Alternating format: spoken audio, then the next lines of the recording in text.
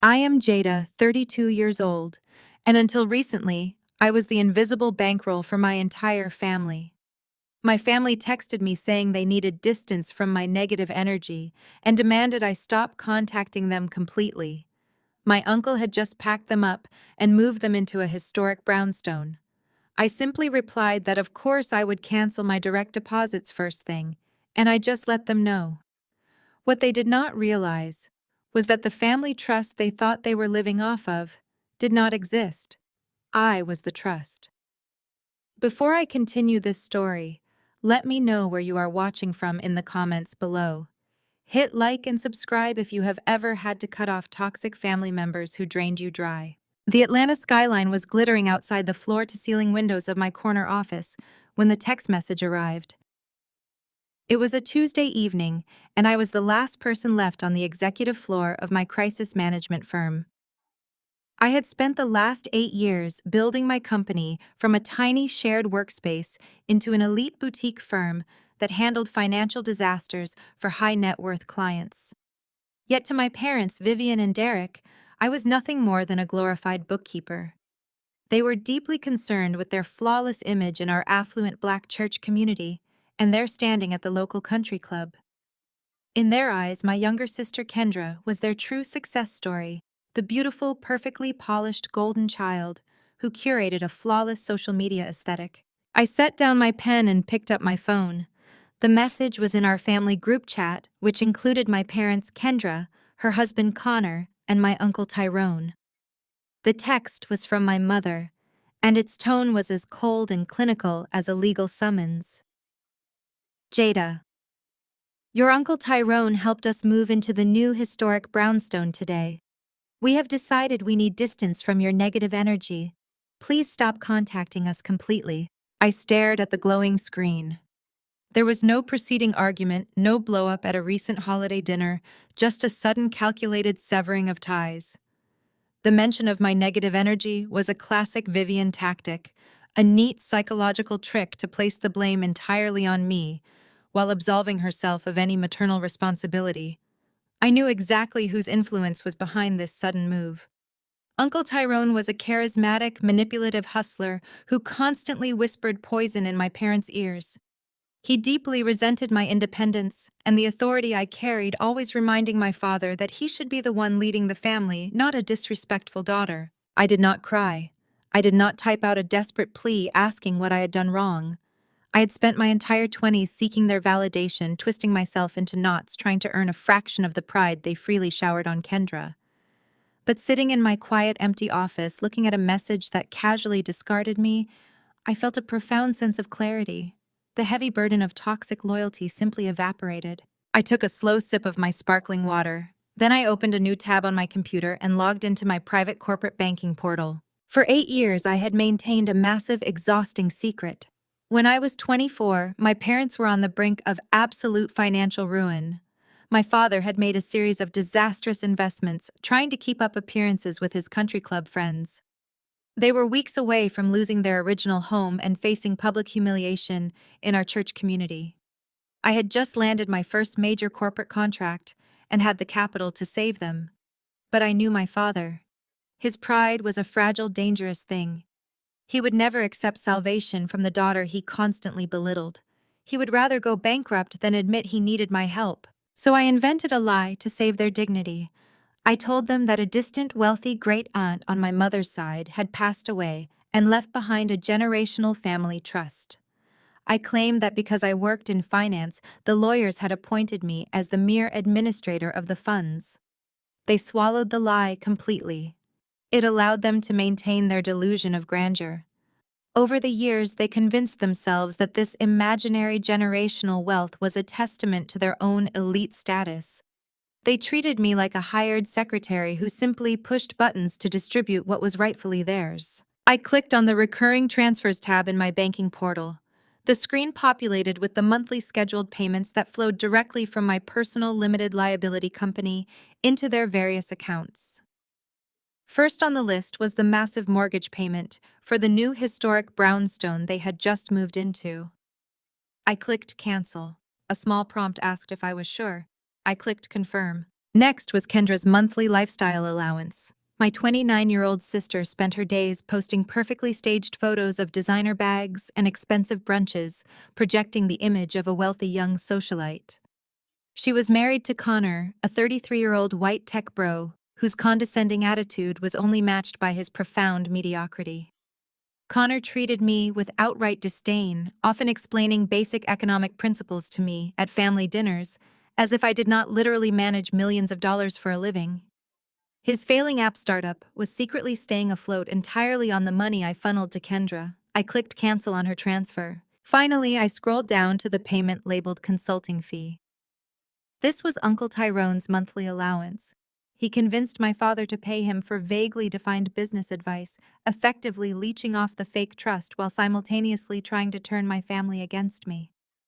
I clicked cancel on his transfer, eliminating his free ride with a single keystroke. With all the financial lifelines severed, I picked up my phone and opened the family group chat.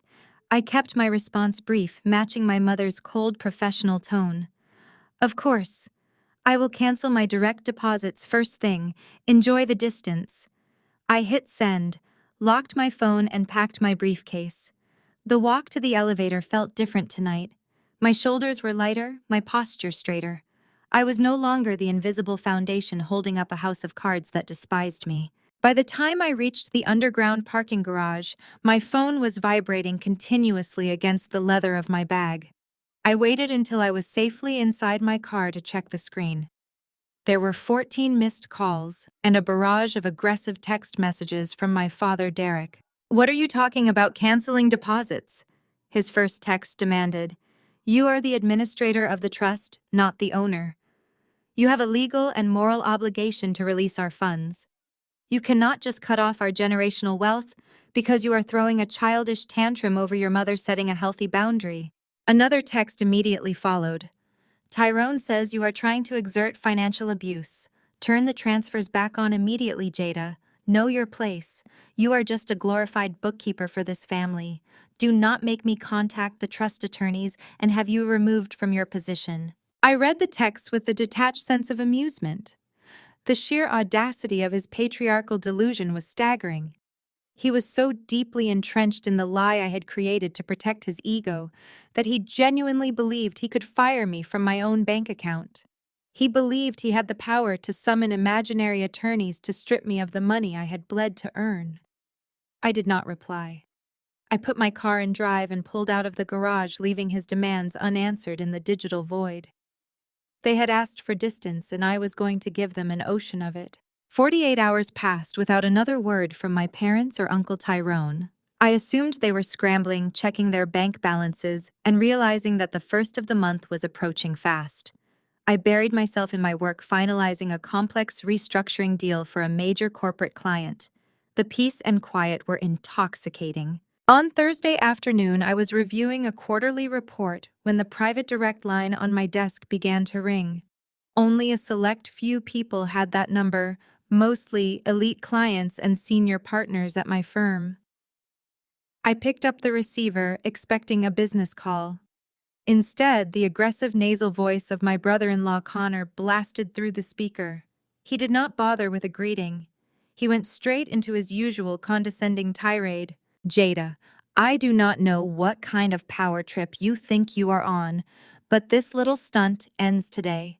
You do not get to freeze Kendra's accounts just because your mother hurt your feelings. Withholding family trust funds is a federal offense, and as a fiduciary, you are in serious violation of the law." I sat back in my leather chair listening to the absolute entitlement radiating from this man. He had married into my family and instantly assumed a position of superiority, believing his whiteness and his failing tech background made him the smartest person in the room. "I am having my legal team draft a cease and desist as we speak." Connor continued, his tone dripping with unearned confidence.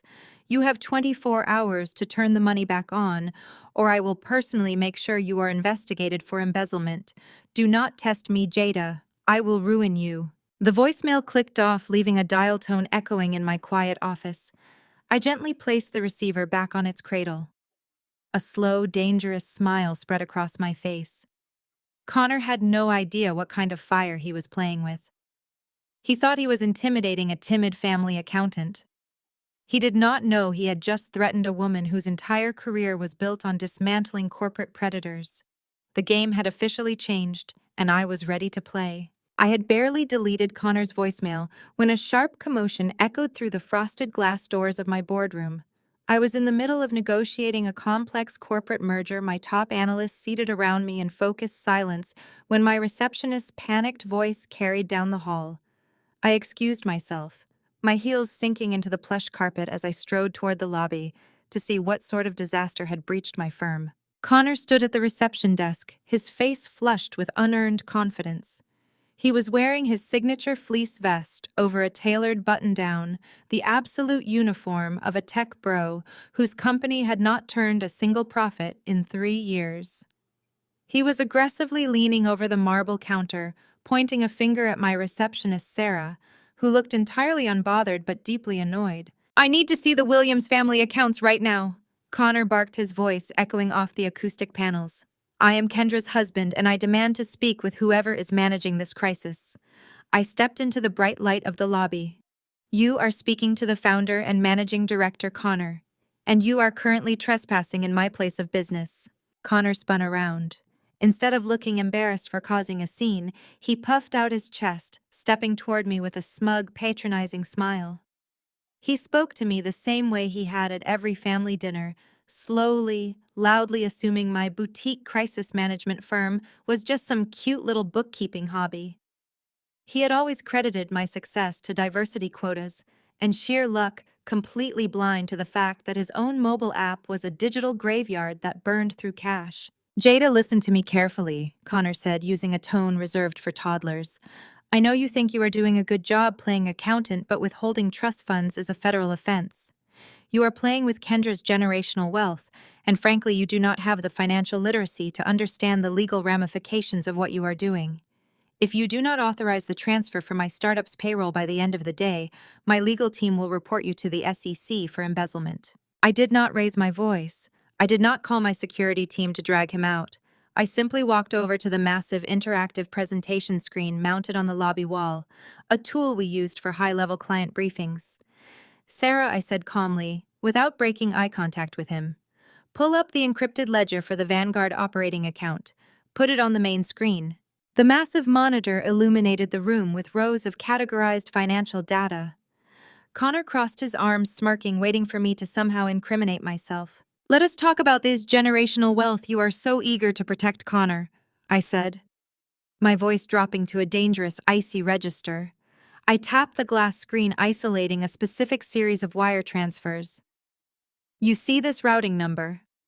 This is the account that wired $200,000 to your seed funding round last year when your primary investors pulled out. And this column right here, this pays the lease on the luxury hybrid SUV you drove here today." Connor scoffed, shifting his weight. "Yes, that is the family trust distributing what is rightfully ours. You are just the administrator." I tapped the screen again, expanding the origin of the funds to reveal the full corporate structure. "Look closely at the source code, Connor. There is no Williams family trust. There never was. There is no hidden fortune left by a distant relative." I watched his pale blue eyes scan the documents. The source of every single dollar was listed as Vanguard Crisis Management, my firm, and my personal offshore investment accounts. The realization hit him like a physical blow. I had built the wealth. I was the trust. "Every dime you and Kendra have spent for the last 8 years came directly from my pocket," I explained, letting the heavy silence of the lobby amplify my words. "Your seed money, your mortgage, your vacations. Your entire life is funded by the black woman you just tried to explain basic finance to. I am not embezzling your money, Connor. I am simply cutting off your allowance." Connor physically recoiled. The arrogant flush drained from his face, replaced by a sickly, pale horror. His mouth opened and closed, but no words came out. He looked around the lobby, realizing my entire staff had stepped out of their offices and heard every single word. He had absolutely nothing. His startup, his lifestyle, his fragile pride, it was all a charity case maintained entirely by my grace.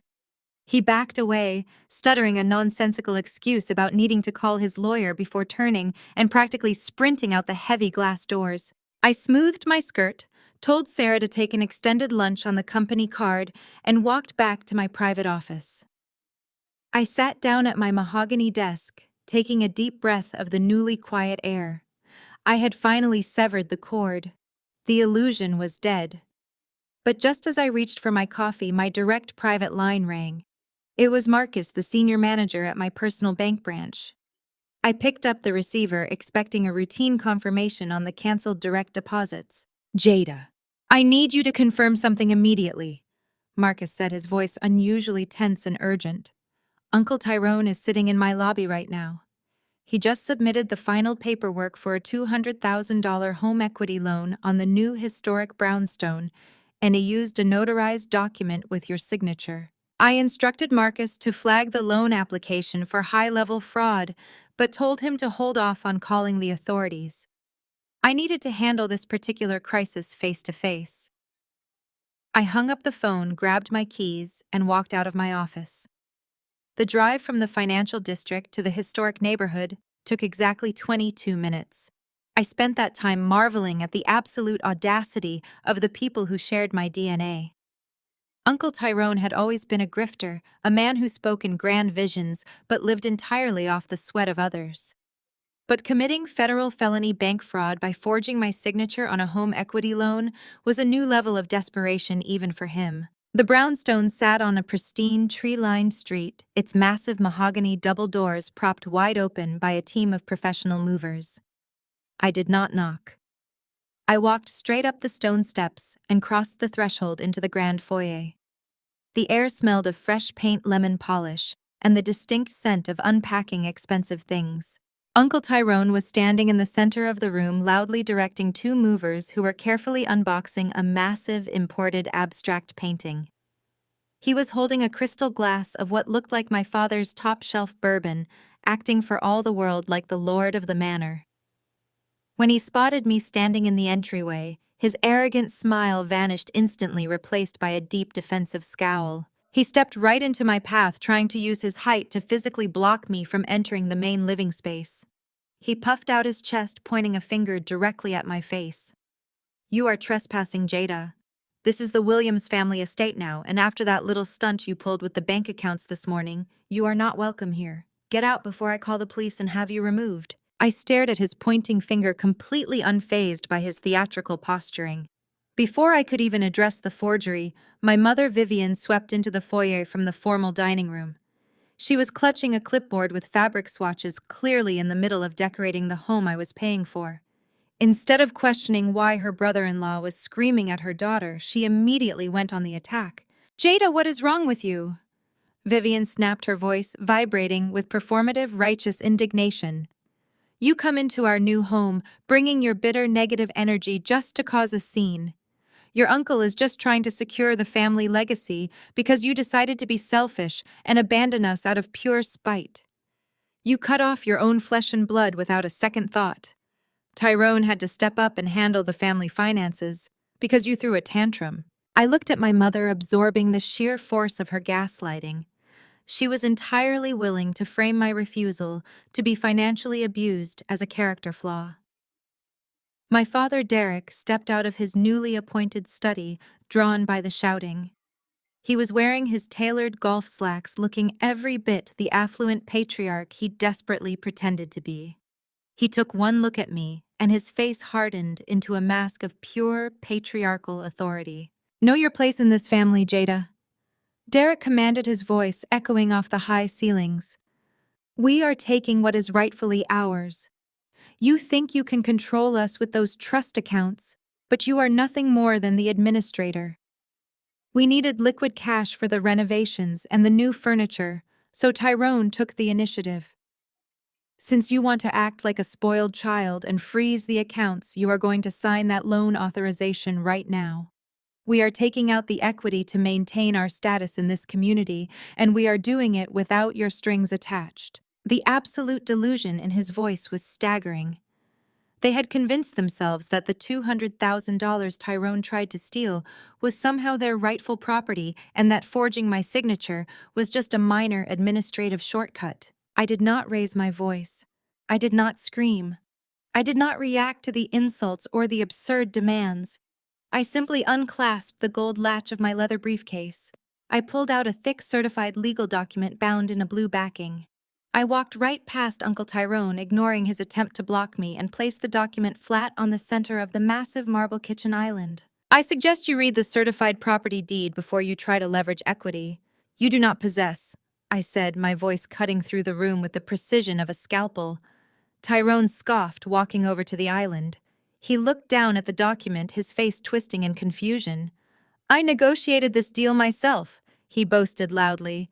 I worked with the bank for 3 months to get this property out of pre-foreclosure. I secured this brownstone for the family. You did not negotiate with a bank, Tyrone, I explained, enunciating every syllable so the reality could finally pierce his thick skull. The previous owner of this brownstone was drowning in debt. My private investment firm Vanguard Holdings purchased the distressed debt directly from the primary lender. The anonymous limited liability company that you spent 3 months negotiating the lease agreement with is owned entirely by me. I watched the color completely drain from Tyrone's face. His hands began to shake as he read the legal names on the deed. You did not outsmart anyone. I continued, my tone completely devoid of mercy. You are not a real estate mogul. You did not secure a generational estate. You walked blindly into a controlled acquisition. I own every square inch of this property, from the foundation to the slate roof. Which means you cannot take out a home equity loan because you do not own any equity. You are just a tenant who committed federal felony forgery an hour ago, trying to steal from your landlord. Vivian dropped her clipboard. The heavy plastic swatches clattered loudly against the hardwood floor. She looked at Tyrone, then at Derek, waiting for one of the men to explain how I was lying. Neither of them spoke. Derek stared at the deed, his mouth slightly open, the illusion of his supreme authority shattering in real time. He finally realized that the wealth he had been flaunting to his country club friends was a complete fabrication, and the daughter he treated like a servant actually owned the roof over his head. I reached back into my briefcase and pulled out a single sheet of heavy stock paper. It was crisp white and legally stamped. I walked over to my mother and held it out to her. This is a formal notarized 30-day notice, I stated, ensuring my voice carried to every corner of the silent room. Since there is no more negative energy paying your bills, and since you demand to live without my strings attached, we are moving to a standard commercial arrangement. Market rate rent for a historic brownstone in this zip code is $9,500 a month. Rent is due on the 1st. I do not accept late payments. Vivian stared at the paper in my hand as if it were coated in poison. She refused to take it, so I simply let it flutter down onto the marble counter right next to the deed. Derek suddenly let out a deep, booming laugh. It was a forced, desperate sound, the laugh of a man trying to regain control of a room that had entirely slipped through his fingers. He took a step toward me, shaking his head with an arrogant, dismissive smirk. You are bluffing, Jada, Derek said, his voice dripping with condescension. You can waive all the fancy legal papers you want, but you are still my daughter. You would never dare evict your own flesh and blood. You do not have the spine to throw your parents and your uncle out onto the street. We are not paying you a single dime, and you are not going to do a thing about it. I looked my father directly in the eyes, letting him see the absolute terrifying coldness waiting just beneath my professional demeanor. I did not need to argue. The legal framework was already in place, and the trap had fully closed. I simply picked up my briefcase, turned on my heel, and walked out the front door, leaving them standing in a multi-million-dollar home they could not afford for another 30 days. Sunday morning arrived with the heavy, stifling humidity typical of Atlanta, but the true oppressive atmosphere was waiting for me inside the sanctuary of First Zion Fellowship. I had attended this church since I was a little girl, wearing ruffled socks and patent leather shoes. I knew the ushers by name, I knew the choir director, and I knew the exact booming cadence of Pastor Miller's sermons.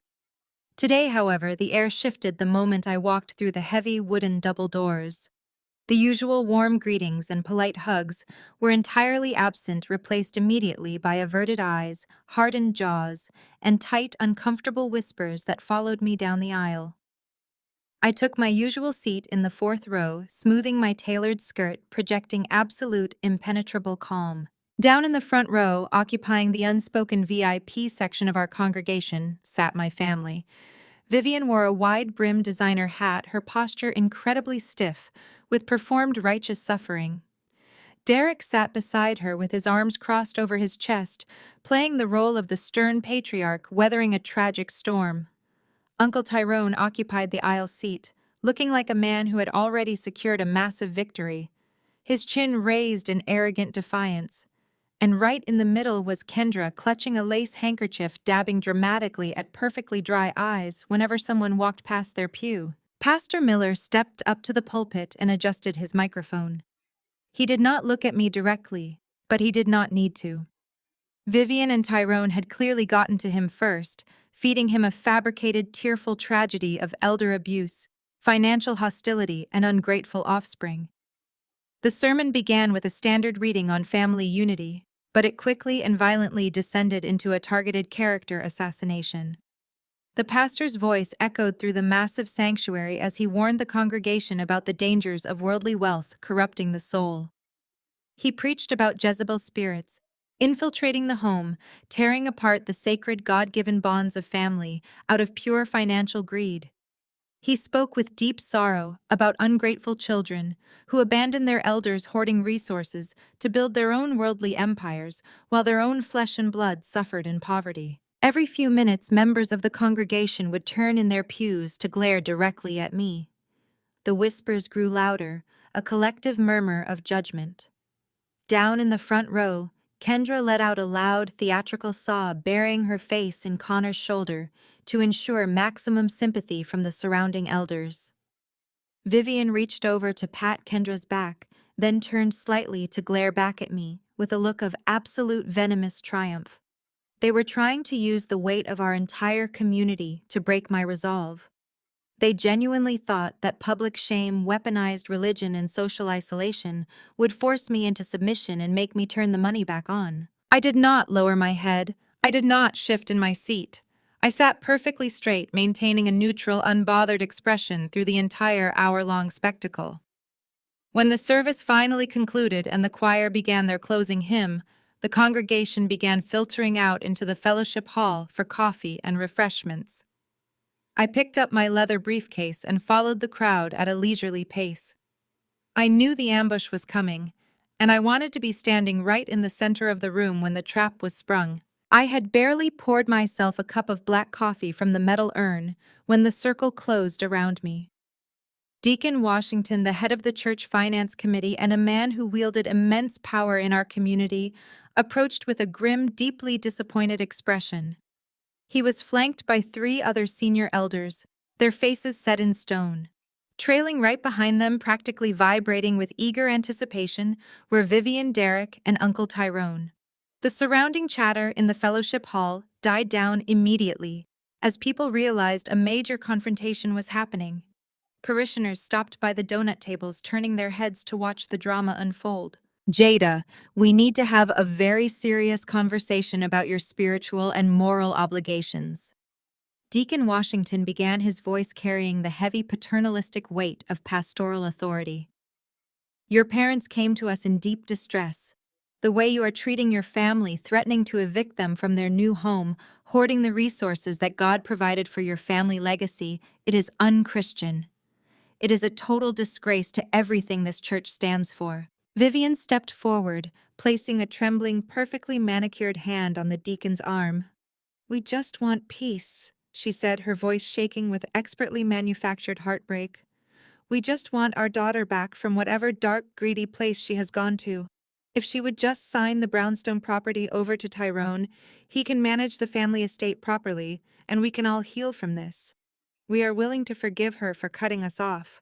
We just want our family whole again. Tyrone puffed out his chest, stepping right into my personal space, trying to use his height to physically intimidate me in front of the elders. You heard your mother, Jada. It is time to stop this foolishness right now. Honor your father and mother. Sign the deed over to me today. Apologize to your sister for freezing her accounts, and the church will pray for your redemption.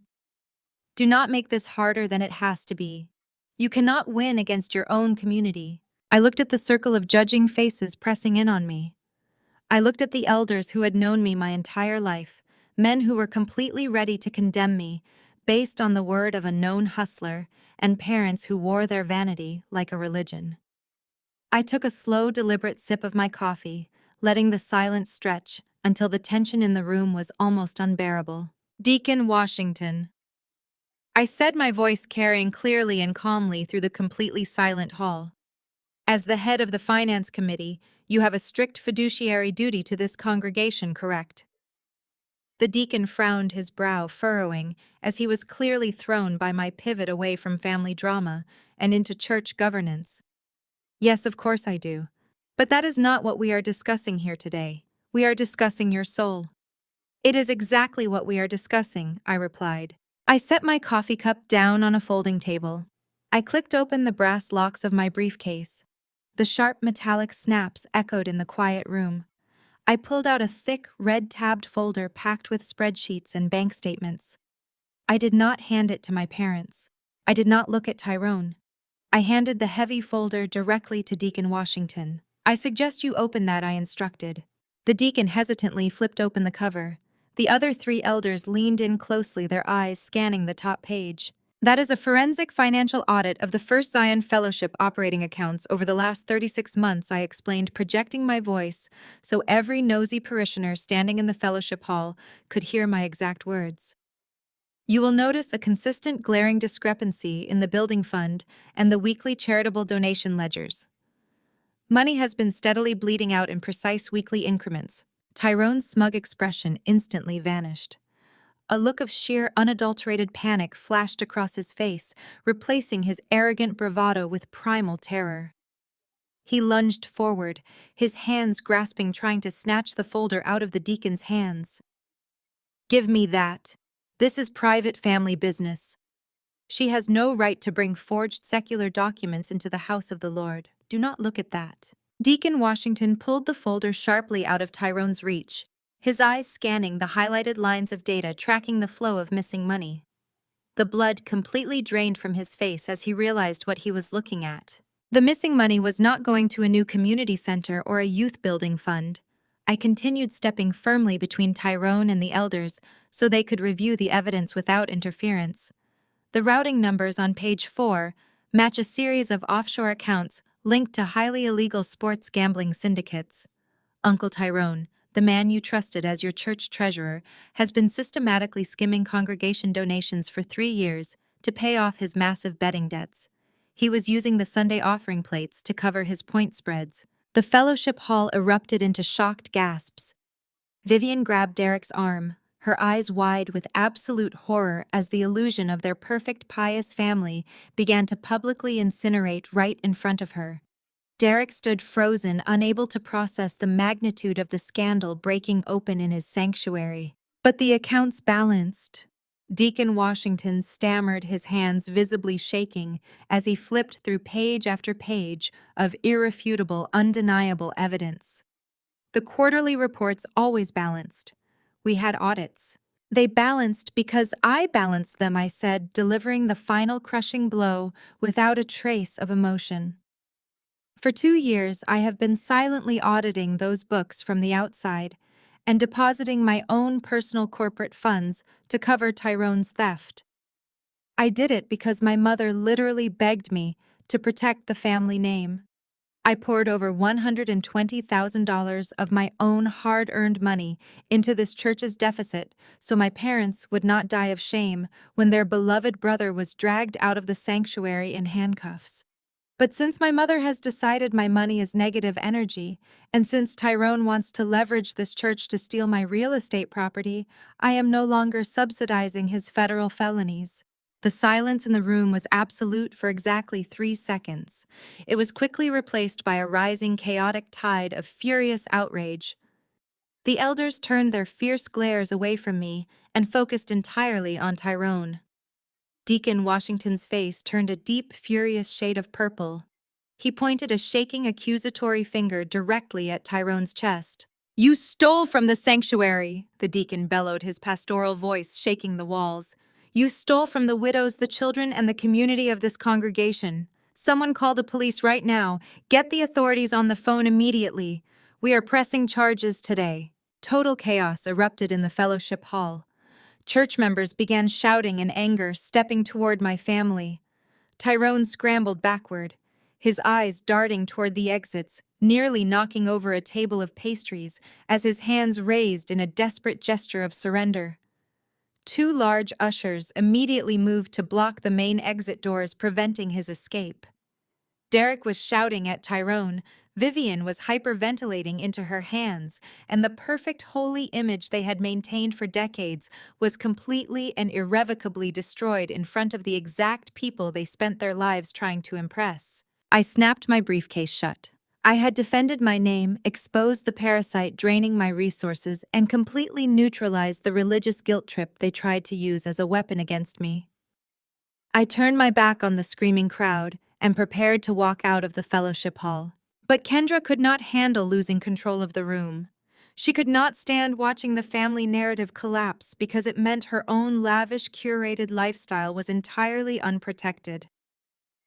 Desperate to reclaim the spotlight and deflect the massive humiliation falling on our family, Kendra climbed onto a metal folding chair in the center of the room, teetering unsteadily in her designer heels. "Do not listen to her!"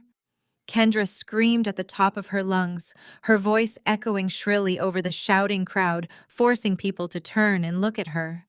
She pointed violently at me, her face red and streaked with genuine panic. "Jada is a liar. She is a fraud. She is manipulating those financial documents to hide what she actually did to us.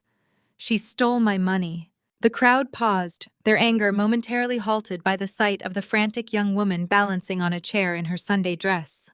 Connor stood slightly behind her, a smug, satisfied smirk playing on his lips, clearly believing this next move was going to save his failing app startup. Kendra pointed at me again, her chest heaving as she prepared to drop her ultimate weapon. "You think you can just cut us off and walk away with everything we built? You think you can throw us away? Connor and I are not letting you get away with this theft. We just filed the official paperwork on Friday. We are suing you in federal court for breach of fiduciary duty. You are going to be audited by the government, Jada. We are taking half of your firm, and we are taking every single penny you have hoarded from this family." The Monday morning following the absolute explosion in the fellowship hall brought a deceptive, heavy calm to the executive floor of Vanguard Crisis Management. I was standing by the floor-to-ceiling windows in my office watching the Atlanta traffic crawl along the interstate when the heavy oak doors swung open. My receptionist, Sarah, stepped inside, looking deeply uncomfortable. She was trailed by a man in a rumpled gray suit, clutching a thick sealed manila envelope. The man did not ask for my name or offer a greeting. He simply marched up to my mahogany desk, dropped the heavy package directly onto my keyboard, and stated that I had been officially served. I waited until the process server left the suite before reaching for the envelope. I sliced the top open with a silver letter opener, sliding the massive stack of legal documents onto the glass surface of my desk. The plaintiff listed on the front page was Kendra Williams Blackwood. The attorney of record was Bradley Vance, a notorious aggressive litigator who operated out of a strip mall and was famous for using public intimidation and media smears to force rapid corporate settlements. The premise of their lawsuit was a masterpiece of absolute unhinged delusion. They were suing me for breach of fiduciary duty, corporate fraud, and embezzlement. The narrative Kendra and her attorney had spun was that our late grandfather, a hardworking man who spent 40 years on an automotive assembly line and died with nothing but a modest pension and a paid-off sedan, somehow possessed millions of dollars in untaxed hidden cash. According to the completely fabricated legal filing, I had secretly discovered this massive cash hoard shortly after his death, appointed myself as the shadow trustee of his estate, and illegally used his phantom fortune to seed the foundation of my crisis management firm. Kendra was officially demanding 50% equity in Vanguard, full access to all company ledgers, and retroactive distributions for the years I had supposedly hoarded her rightful generational wealth. The sheer audacity of the document left me briefly speechless. Instead of accepting the reality that I had spent my entire 20s working 80-hour weeks to build my own empire, my family had invented a billionaire grandfather to justify their own financial failures. Less than an hour later, I was sitting in the main conference room with Diane Sterling, my lead corporate litigator and the most ruthless attorney on my payroll. Diane had read through the entire filing in silence, her red pen flying across the pages as she highlighted the glaring holes in Bradley Vance's aggressive, sloppy arguments. Diane tossed the filing onto the center of the conference table, letting out a sharp, cynical laugh. "They are asking for a complete dissolution of your corporate structure, Jada, and your sister is claiming you have a documented history of usurping her intellectual property to advance your own career. Vance included a sworn affidavit from your mother backing up the claim." I leaned back in my leather chair, a bitter, humorless smile crossing my face. I looked directly at Diane and told her exactly where that specific lie originated. I was 17 years old, sitting at my parents' kitchen table, finalizing the code for a complex web development project. I had spent 6 months building the platform, and it had just won a prestigious regional science and technology scholarship. Kendra was a freshman at the time, failing 3 of her core classes and facing the reality that her dream of attending an elite private university was entirely out of reach. She walked into the kitchen, saw my acceptance letter for the scholarship, and threw a massive screaming tantrum. Kendra wept to our mother, Vivian, claiming her life would be ruined if she did not have a standout extracurricular achievement to put on her transcripts. Vivian did not tell her to study harder. Vivian walked over to the kitchen table, placed her hand firmly over my keyboard, and demanded I hand over the login credentials and source code to my project. When I refused, Vivian locked me out of the house for an entire weekend. She told me Kendra was incredibly fragile, that her self-esteem could not handle the rejection, and that I was strong enough to figure something else out. Vivian co-signed the theft of my intellectual property simply to protect her golden child from the consequences of her own profound mediocrity. This lawsuit is nothing more than the adult version of my mother forcing me to hand over my passwords. Diane listened intently, steepling her fingers. "I understand the psychological pattern, Jada, but we need to look at the business reality. The claim about the hidden grandfather cash is absurd, and any judge will throw it out during discovery. But Bradley Vance does not want to go to trial. He wants to create a media circus. He is going to leak this filing to the Atlanta Business Chronicle. Your firm handles high-level discretion for elite clients. A public, messy family lawsuit accusing you of embezzlement is a massive public relations nightmare. Clients hate scandal." Diane leaned forward, offering her strategic recommendation. "My advice is to settle this out of court immediately. We offer them a $500,000 nuisance fee wrapped in an ironclad, unbreakable non-disclosure agreement. They are broke, Jada. They will take the cash, Vance will take his 40% cut, and they will disappear quietly. It protects your brand and keeps your firm out of the tabloids." I stared at the legal filing sitting on the table. The thought of writing a $500,000 check to the people who had drained my bank accounts, insulted my intelligence, and tried to steal my business filled me with absolute disgust. "I am a crisis manager, Diane," I said, my voice dropping to a dangerous, icy register. "I do not pay extortionists. If I give them a single dime to make this go away, I validate their delusion. I will not fund their lifestyle, and I will certainly not finance their attacks against my character." Diane frowned, warning me that fighting this publicly would require dragging my family through the mud, exposing every single financial transaction we had ever shared. "That is exactly what I want to do," I replied. "But we are not going to focus on Kendra. Kendra is just the mouthpiece. We are going to focus on Connor." I picked up the desk phone and dialed the extension for David, the head of my firm's forensic investigation unit. When David walked into the conference room, I handed him the legal filing. I told him to completely ignore the fabricated claims about my grandfather. Instead, I directed him to initiate a full, ruthless audit of Connor's mobile app startup. I had been funneling money into Connor's business for years, under the guise of the fake family trust. I wanted David to track the exact routing numbers, the payroll distribution, and the operating expenses for the last 36 months. I wanted to know where every single cent of my money had gone. Diane warned me that digging into Connor's business might agitate the opposing counsel, potentially accelerating their media leaks. I looked my litigator in the eye and told her I was not preparing a defense. I was preparing a demolition. 48 hours passed in a tense, highly focused blur. I spent the days managing my regular corporate clients, projecting absolute stability, while the threat of Vance's media leak hung over my head. On Wednesday afternoon, the frosted glass door to my office opened. David stepped inside holding a single red-coated security file. He did not look triumphant, he looked genuinely shocked. He locked the door behind him and placed the red file directly in the center of my desk. "You were right to target the husband," David said, taking a seat across from me. "But the reality is much worse than just bad management or vanity spending." David opened the file, spreading a series of highlighted bank statements and digital traffic logs across the glass. He explained that he had pulled the tax filings and server data for Connor's startup. According to the documents Connor was presenting to potential venture capitalists in Silicon Valley, his app had a rapidly growing user base and steady monthly revenue. It was the exact pitch he had used to secure a new round of funding just 2 weeks ago. "None of it is real," David stated flatly. "The active user metrics are entirely fabricated by automated bot farms. The monthly subscription revenue does not exist." I leaned forward, scanning the highlighted routing numbers. Where is the money coming from to fake the revenue? David pointed to the exact accounts I had used to transfer hundreds of thousands of dollars to Kendra over the years. "The money you sent to your sister was not just paying for their mortgage and her designer wardrobe. Connor intercepted the bulk of those trust distributions.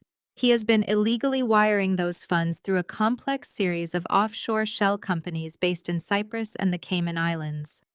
He then funnels the money back into his own startup, disguising your cash as organic user revenue to trick his new investors." The realization clicked into place, cold and sharp. Connor was not just a failing tech bro. He was actively committing federal wire fraud, money laundering, and investor deception.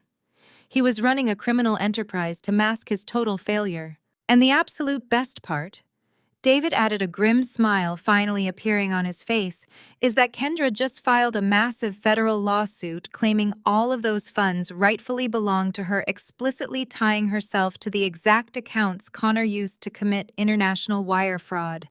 She just handed the federal government a signed confession. The air conditioning in the downtown mediation center was aggressively high, creating a sterile, freezing environment that perfectly matched the absolute hostility in the room.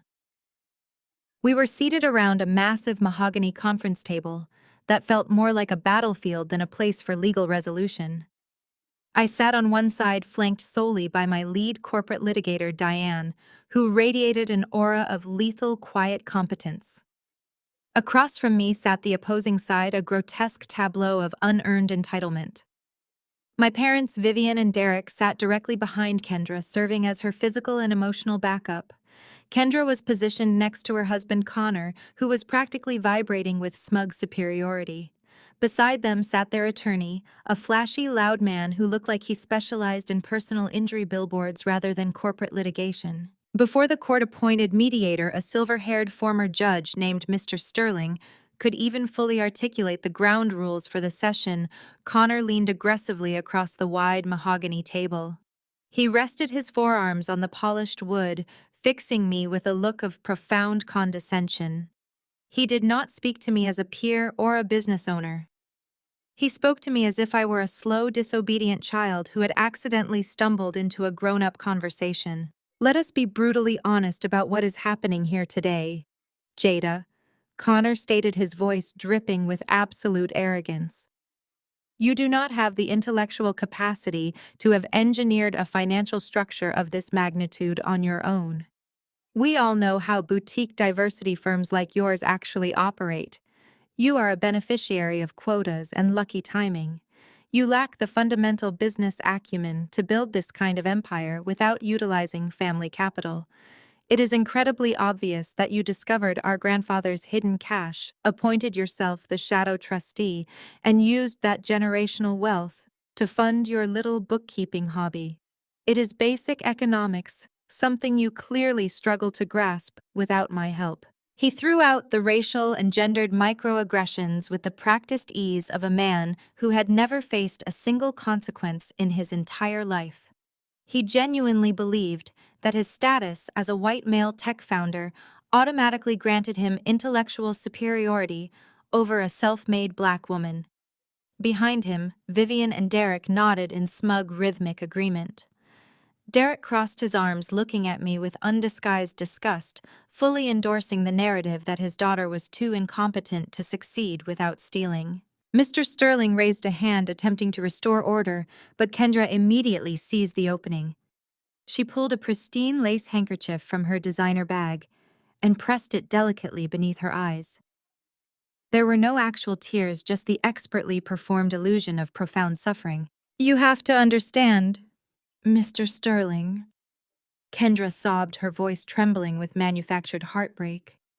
"Jada has been like this since we were children. She is deeply mentally unstable. She uses whatever leverage she can fabricate to manipulate our parents and control me. She is obsessed with ruining my life because she is so intensely jealous of my perfect marriage to Connor. She looks at our success, at the beautiful life we are building together, and she just seethes with bitter resentment. This entire legal fiction she has created, freezing our accounts and withholding our rightful inheritance, is just a lonely, controlling woman throwing a massive tantrum because she cannot stand to see me happy and protected." Vivian reached forward and placed a comforting hand on Kendra's shoulder, glaring at me as if I were a monster. Derek patted his daughter's back, muttering about how strong she was for enduring my supposed abuse. They were running their classic playbook, gaslighting the entire room, painting me as the villainous, unstable spinster, while elevating Kendra to the status of a flawless, persecuted martyr. I did not raise my voice. I did not defend my mental health, nor did I waste my breath validating my own corporate success to a room full of parasites. I simply turned my head and looked at Diane. My attorney did not say a single word. She gave me a millimeter of a nod, closed her leather-bound legal pad, placed her expensive fountain pen flat on the table, and leaned back in her chair. She was completely checking out of the conversation, non-verbally signaling to the mediator and the opposing counsel that I did not require legal protection to dismantle their fabricated case. I was going to handle this execution myself. I reached into my structured leather briefcase and withdrew a sleek silver USB drive. I placed it on the mahogany wood and slid it firmly across the center of the table until it came to a dead stop directly in front of Mr. Sterling's folded hands. "Mr. Sterling, what you are looking at is an unredacted multi-jurisdictional forensic financial audit," I said, my voice cutting through the thick tension in the room with icy precision. "I suggest you plug that into your terminal. You will not find a single trace of my grandfather's imaginary cash hoard. What you will find is a highly illegal, meticulously documented trail of federal wire fraud." Connor let out a loud, theatrical scoff, shaking his head. "Are you seriously trying to bluff us with fake spreadsheets? We already know you embezzled the funds, Jada. You are just digging your own grave." I kept my eyes locked directly on Kendra. The fake, delicate sorrow on her face was beginning to twitch. When my investigative team first audited Connor's failing mobile application startup, we found massive discrepancies in the revenue metrics. I continued enunciating every syllable. Connor has been pitching venture capitalists in Silicon Valley, claiming his app had a sudden massive surge in European subscribers and organic digital consulting revenue. But those subscribers do not exist. That revenue is entirely fabricated. Connor slammed his hand on the table. "That is a lie. My algorithm is scaling perfectly. We have verified organic growth metrics. Your metrics are garbage, Connor." I snapped back, my voice echoing off the walls. "But you did not fake them. Your wife did." The room went entirely breathlessly silent. Connor turned his head slowly, looking at Kendra. Kendra was gripping the edge of the mahogany table so hard her knuckles were turning stark white. The color had completely drained from her face, leaving her looking hollow and terrified. I leaned forward, clasping my hands together. You see, Kendra could not stand the fact that she had married a complete failure. She could not handle the social embarrassment of your startup going bankrupt. So she took matters into her own hands.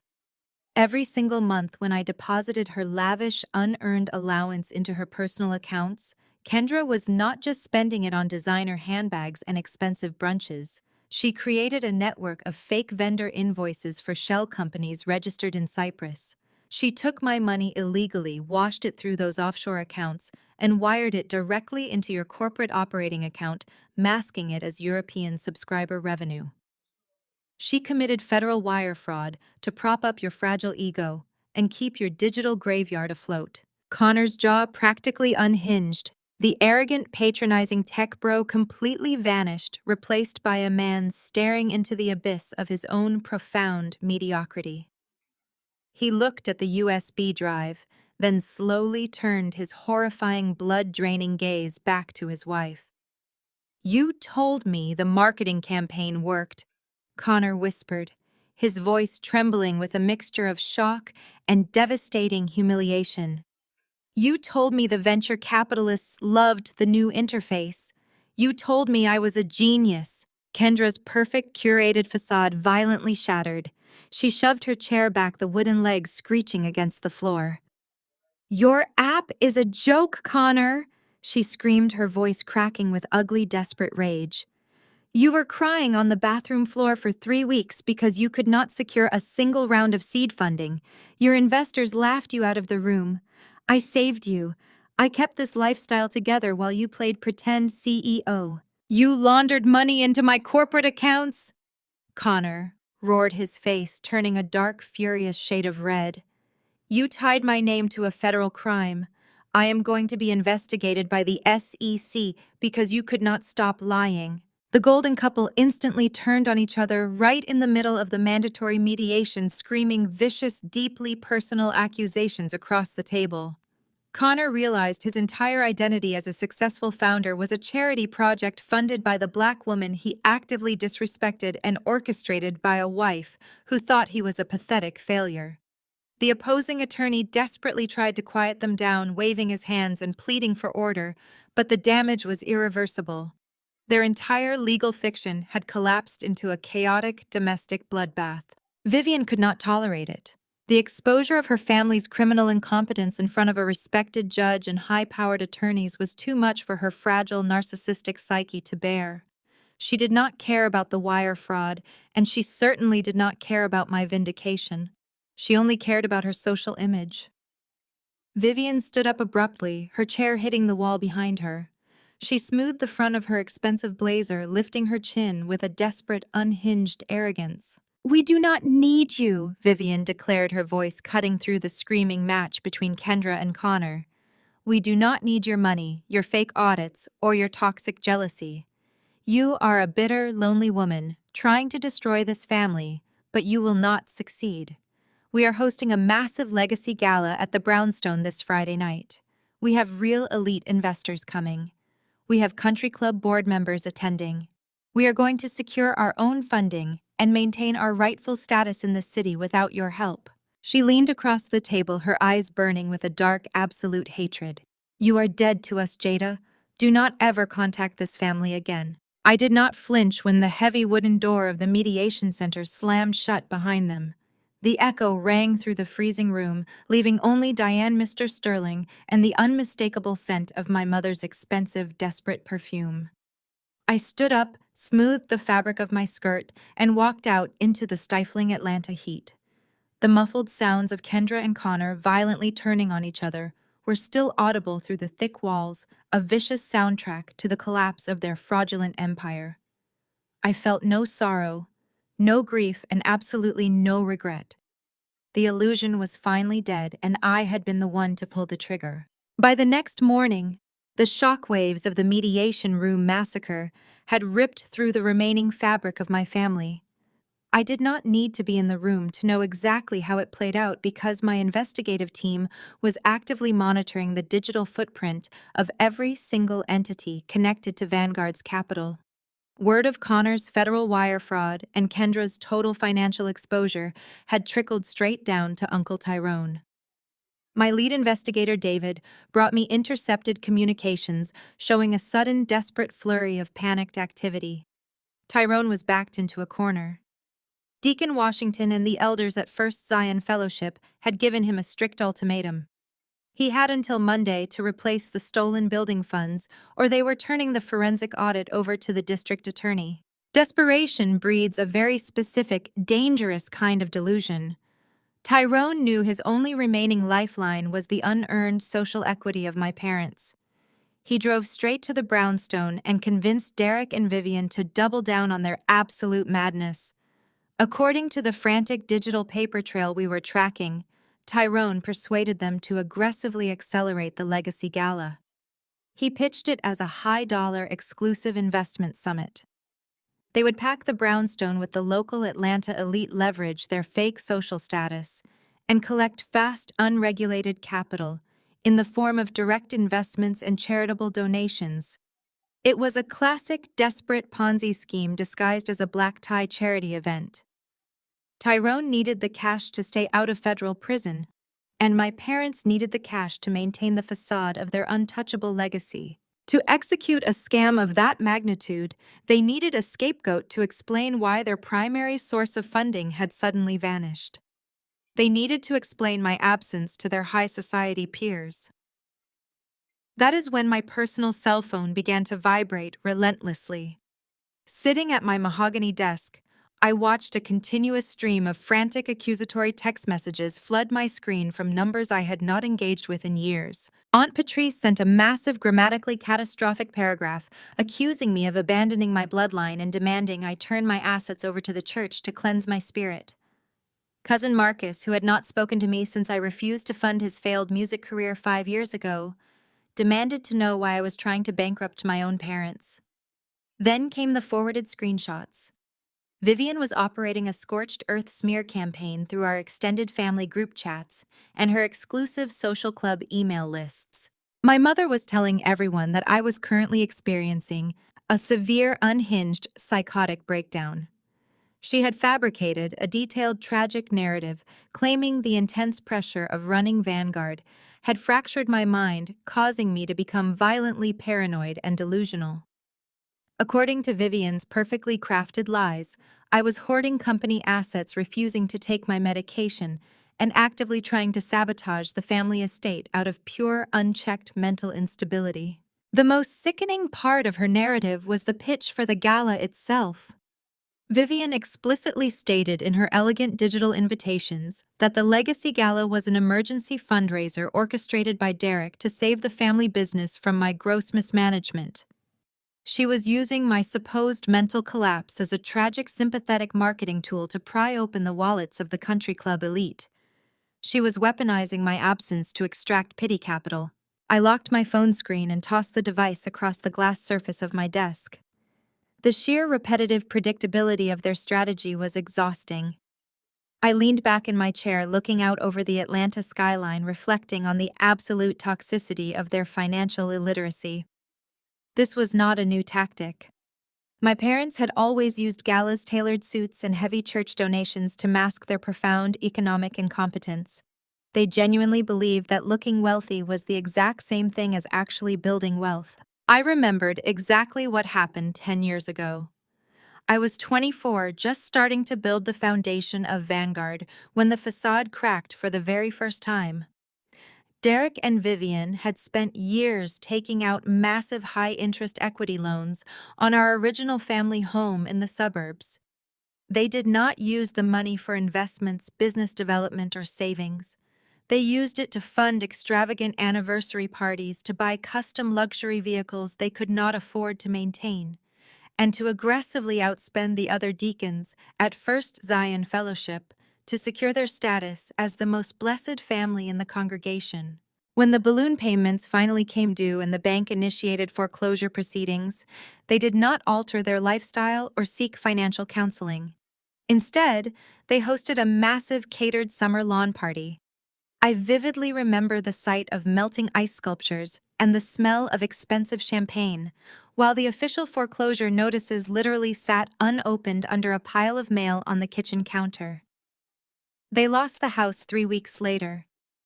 They were forced to pack their designer clothes into black garbage bags in the middle of the night to avoid the neighbors seeing the moving trucks pulling into the driveway. The sheer crushing humiliation of that eviction was the exact reason I had to step in. I drained my own early business accounts to quietly rent them a luxury apartment and hide their failure from the world. I became their silent, invisible bank to prevent them from dying of shame. I paid for the illusion of their success for a decade, and now they were running the exact same play, utilizing the exact same delusions, completely blind to the reality that they had finally run out of safety nets. I was pulled from my thoughts by a sharp knock on the frosted glass door of my office. Sarah, my receptionist, walked in carrying the afternoon mail. She looked slightly confused as she approached my desk. "This arrived via private courier about 10 minutes ago," Sarah said, extending her hand. She placed a heavy, thick, cream-colored envelope directly on the center of my desk. It was sealed with a deep crimson wax stamp bearing an ornate golden crest. I dismissed Sarah and picked up the envelope. The paper was incredibly expensive, the kind of heavy, textured cardstock used exclusively for elite high society events. I broke the wax seal and pulled out the invitation inside. The elegant gold foil calligraphy announced the Blackwood Family Legacy Gala, scheduled for this coming Friday evening at the historic Brownstone. The dress code was strict black tie. The suggested minimum donation was $10,000. But the invitation had not been mailed to me by my parents. Vivian had made it crystal clear in the mediation room that I was dead to them. I flipped the heavy card over. Attached to the back was a sleek, minimalist business card and a handwritten note on a yellow sticky pad. The business card belonged to Sterling Vance Vanguard's newest, most aggressive corporate client. Sterling was a ruthless billionaire commercial real estate developer known for gutting mismanaged properties and executing hostile urban takeovers. He was a man who viewed real estate acquisition as a blood sport. I read the handwritten note twice, the corners of my mouth slowly curling into a cold, predatory smile. Sterling's sharp, jagged handwriting delivered a massive, devastating piece of information. Jada, the note read, "I received this amusing invitation from some people claiming to own the historic brownstone on 4th Street. They are currently soliciting capital against the property value. I thought you should know that my holding company quietly finalized the purchase of that entire city block yesterday morning. They do not own the building. I do. Are you attending this little party? Because I am planning to serve the eviction notices during the champagne toast. Let me know if you want to ride together." I set the invitation down on the glass desk, leaning forward as the absolute brilliance of the situation settled over me. Vivian and Derek were planning to host a glamorous high-stakes investment gala inside a property they no longer had any legal right to occupy. They were about to ask the richest, most influential people in Atlanta to invest in a brownstone that was currently owned by the most ruthless developer in the city. The trap was set, the stage was beautifully built, and I was absolutely going to attend. Friday evening arrived with a stifling heavy heat, but my penthouse apartment was an oasis of absolute freezing calm. I stood before the floor-to-ceiling mirror in my dressing room, applying the final precise touches to my armor. Vivian had spent the entire week aggressively calling every socialite country club board member and wealthy parishioner in Atlanta, spinning a desperate, frantic narrative. She was explicitly telling the local elite that I was currently experiencing a severe, catastrophic psychotic breakdown. She was selling the story of a broken, unhinged, intensely jealous spinster sister who had to be forcibly removed from the family business for her own safety. According to her perfectly crafted lies, this legacy gala was a tragic emergency fundraiser orchestrated by Derek to save the family estate from my supposed gross mismanagement. She was actively weaponizing my absence to extract pity capital from people who thrived on high society tragedy. To counter a smear campaign of that magnitude, I could not simply walk into the brownstone looking successful. I had to look like untouchable generational wealth. I selected a custom-tailored floor-length emerald green gown with a sharp architectural neckline. It was a garment that commanded total authority and projected absolute terrifying stability. There was not a single trace of the hysterical, unstable woman my mother was marketing to her investors. I snapped a heavy diamond tennis bracelet around my wrist, the cold metal grounding my focus. I picked up my structured black leather clutch. Inside, sitting next to my lipstick and phone, was the ultimate payload. Sterling Vance, my billionaire client, and the new legal owner of the entire city block, had his legal team courier. The official court stamped eviction notices directly to my office that afternoon. I folded the heavy embossed legal documents and slipped them inside the designer clutch. The sharp metallic snap of the clasp echoed in the quiet room, like a loaded magazine snapping into place. I directed my private driver to drop me off a full block away from the historic brownstone, preferring to make my approach on foot. The warm night air carried the distinct, unmistakable sounds of desperate financial performance. A live jazz quartet was set up on the expansive front patio, playing smooth, sophisticated melodies that completely masked the grim reality of impending bankruptcy. Caterers in crisp white uniforms circulated seamlessly through the meticulously manicured gardens, carrying silver trays of premium champagne, Wagyu beef tartare, and caviar hors d'oeuvres. The entire property was bathed in brilliant cinematic lighting, projecting an illusion of absolute, unshakable prosperity. I walked up the cobblestone path, my emerald gown sweeping silently against the stone. I bypassed the main reception line entirely, slipping through the heavy mahogany side doors and stepping into the shadows of the courtyard. The sheer scale of the delusion unfolding before me was breathtaking.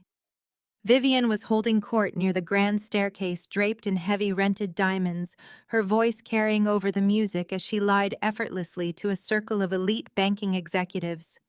She was casually waving her champagne flute, boasting about Derek's incredibly lucrative offshore investments and the family's aggressive expansion into international real estate markets. Derek stood right beside her, wearing a bespoke tuxedo, nodding with the smug, practiced arrogance of a man who had never actually earned a single dollar of his own capital. I watched them perform the exact same toxic masquerade that had cost them their original suburban home a decade ago.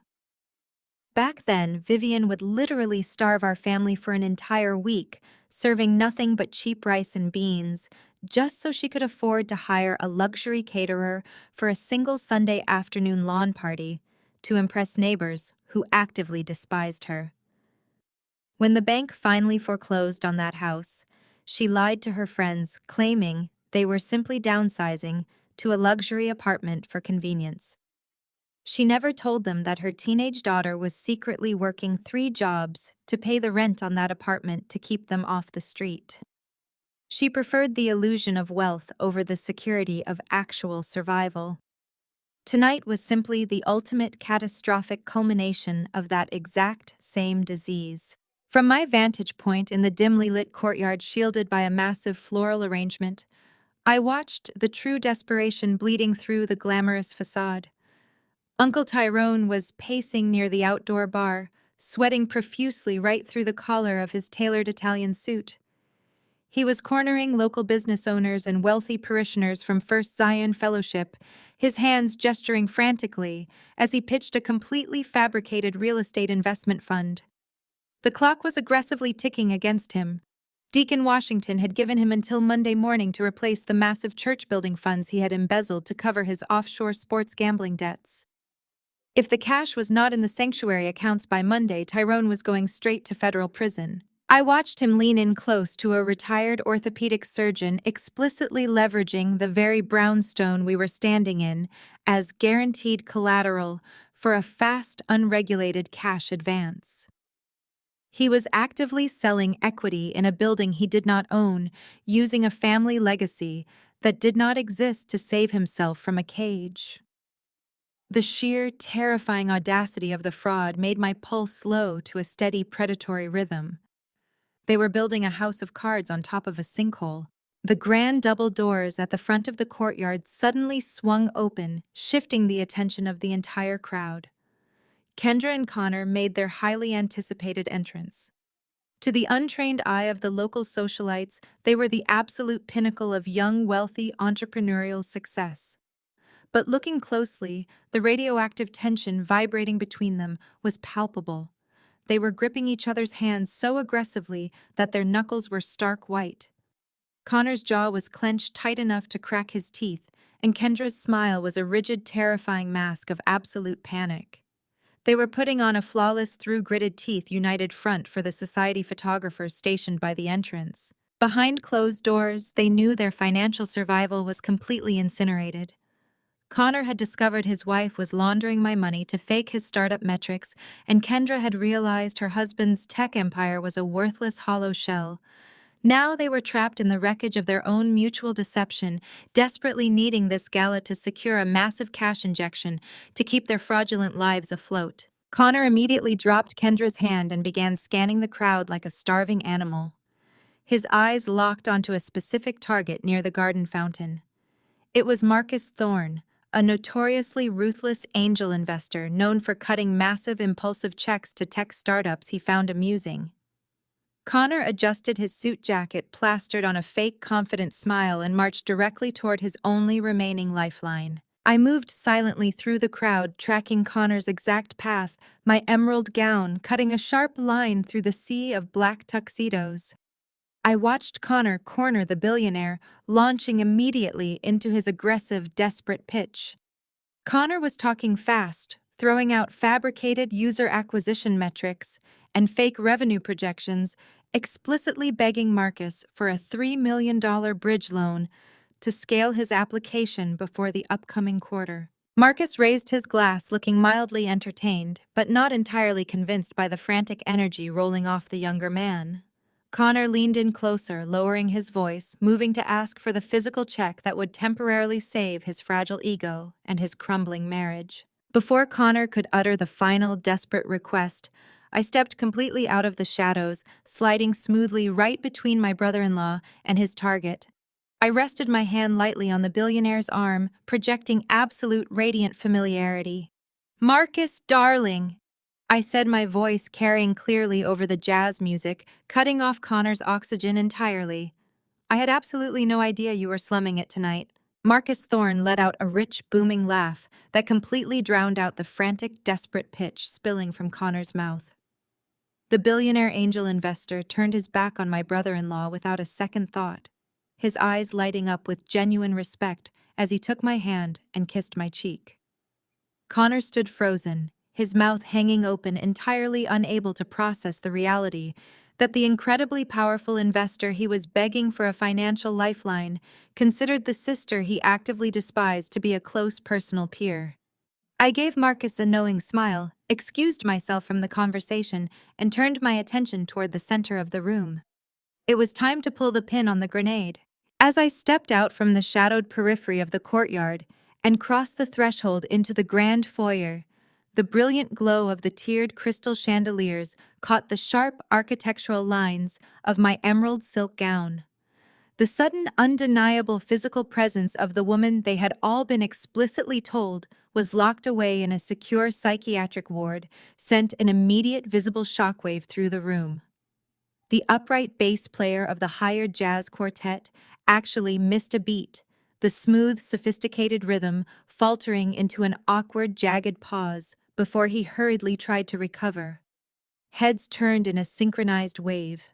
The polite, low hum of high society networking evaporated, replaced by the sharp intake of breath and a heavy, suffocating silence. Vivian spotted me instantly from across the marble floor. The forced aristocratic laugh she had been sharing with a senior executive from a regional bank died abruptly in her throat. She excused herself with a tight, rigid smile that barely disguised her absolute horror. She practically sprinted across the foyer, her rented diamond chandelier earrings swinging wildly against her neck.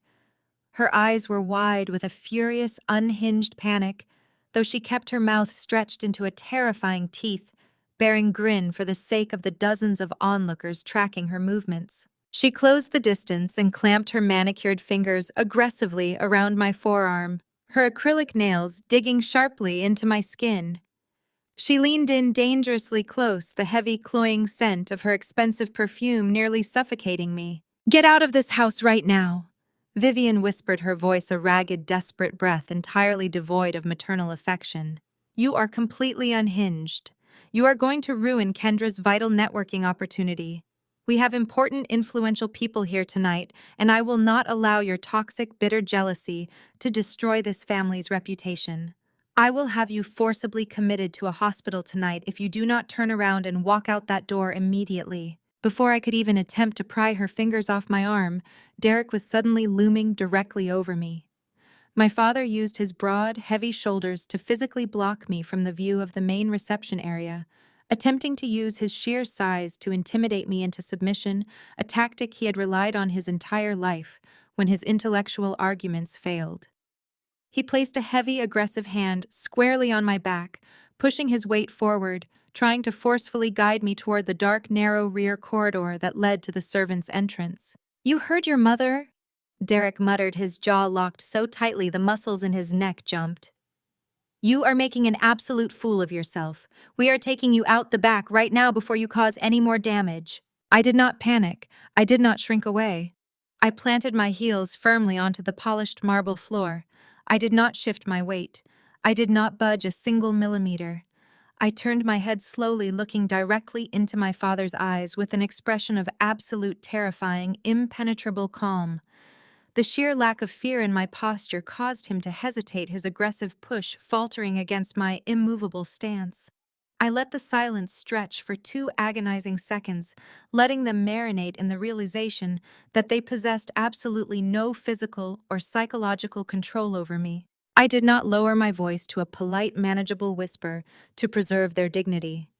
I projected my words at a perfectly normal conversational volume, ensuring that the impeccable acoustics of the grand foyer carried my voice directly to the surrounding guests. "The catering tonight is genuinely spectacular, Vivian," I said, clearly watching the blood instantly drain from her face. "Though I must admit, considering your current financial reality, I find it deeply profoundly ironic that you are serving imported beluga caviar and vintage champagne while currently facing an active, legally binding eviction notice." The surrounding circle of high net worth individuals, socialites, and real estate investors instantly froze. The polite, superficial chatter died, completely replaced by a thick, radioactive tension. Several prominent banking executives and country club board members, the exact people Vivian and Derek had been desperate to extract money from, exchanged alarmed, confused glances. They looked at the lavish spread of food, then looked back at my parents, before taking deliberate, synchronized steps backward, physically distancing themselves from the blast zone. The meticulously crafted illusion of untouchable generational wealth had just been punctured, and the sickening stench of financial ruin was rapidly leaking into the grand room.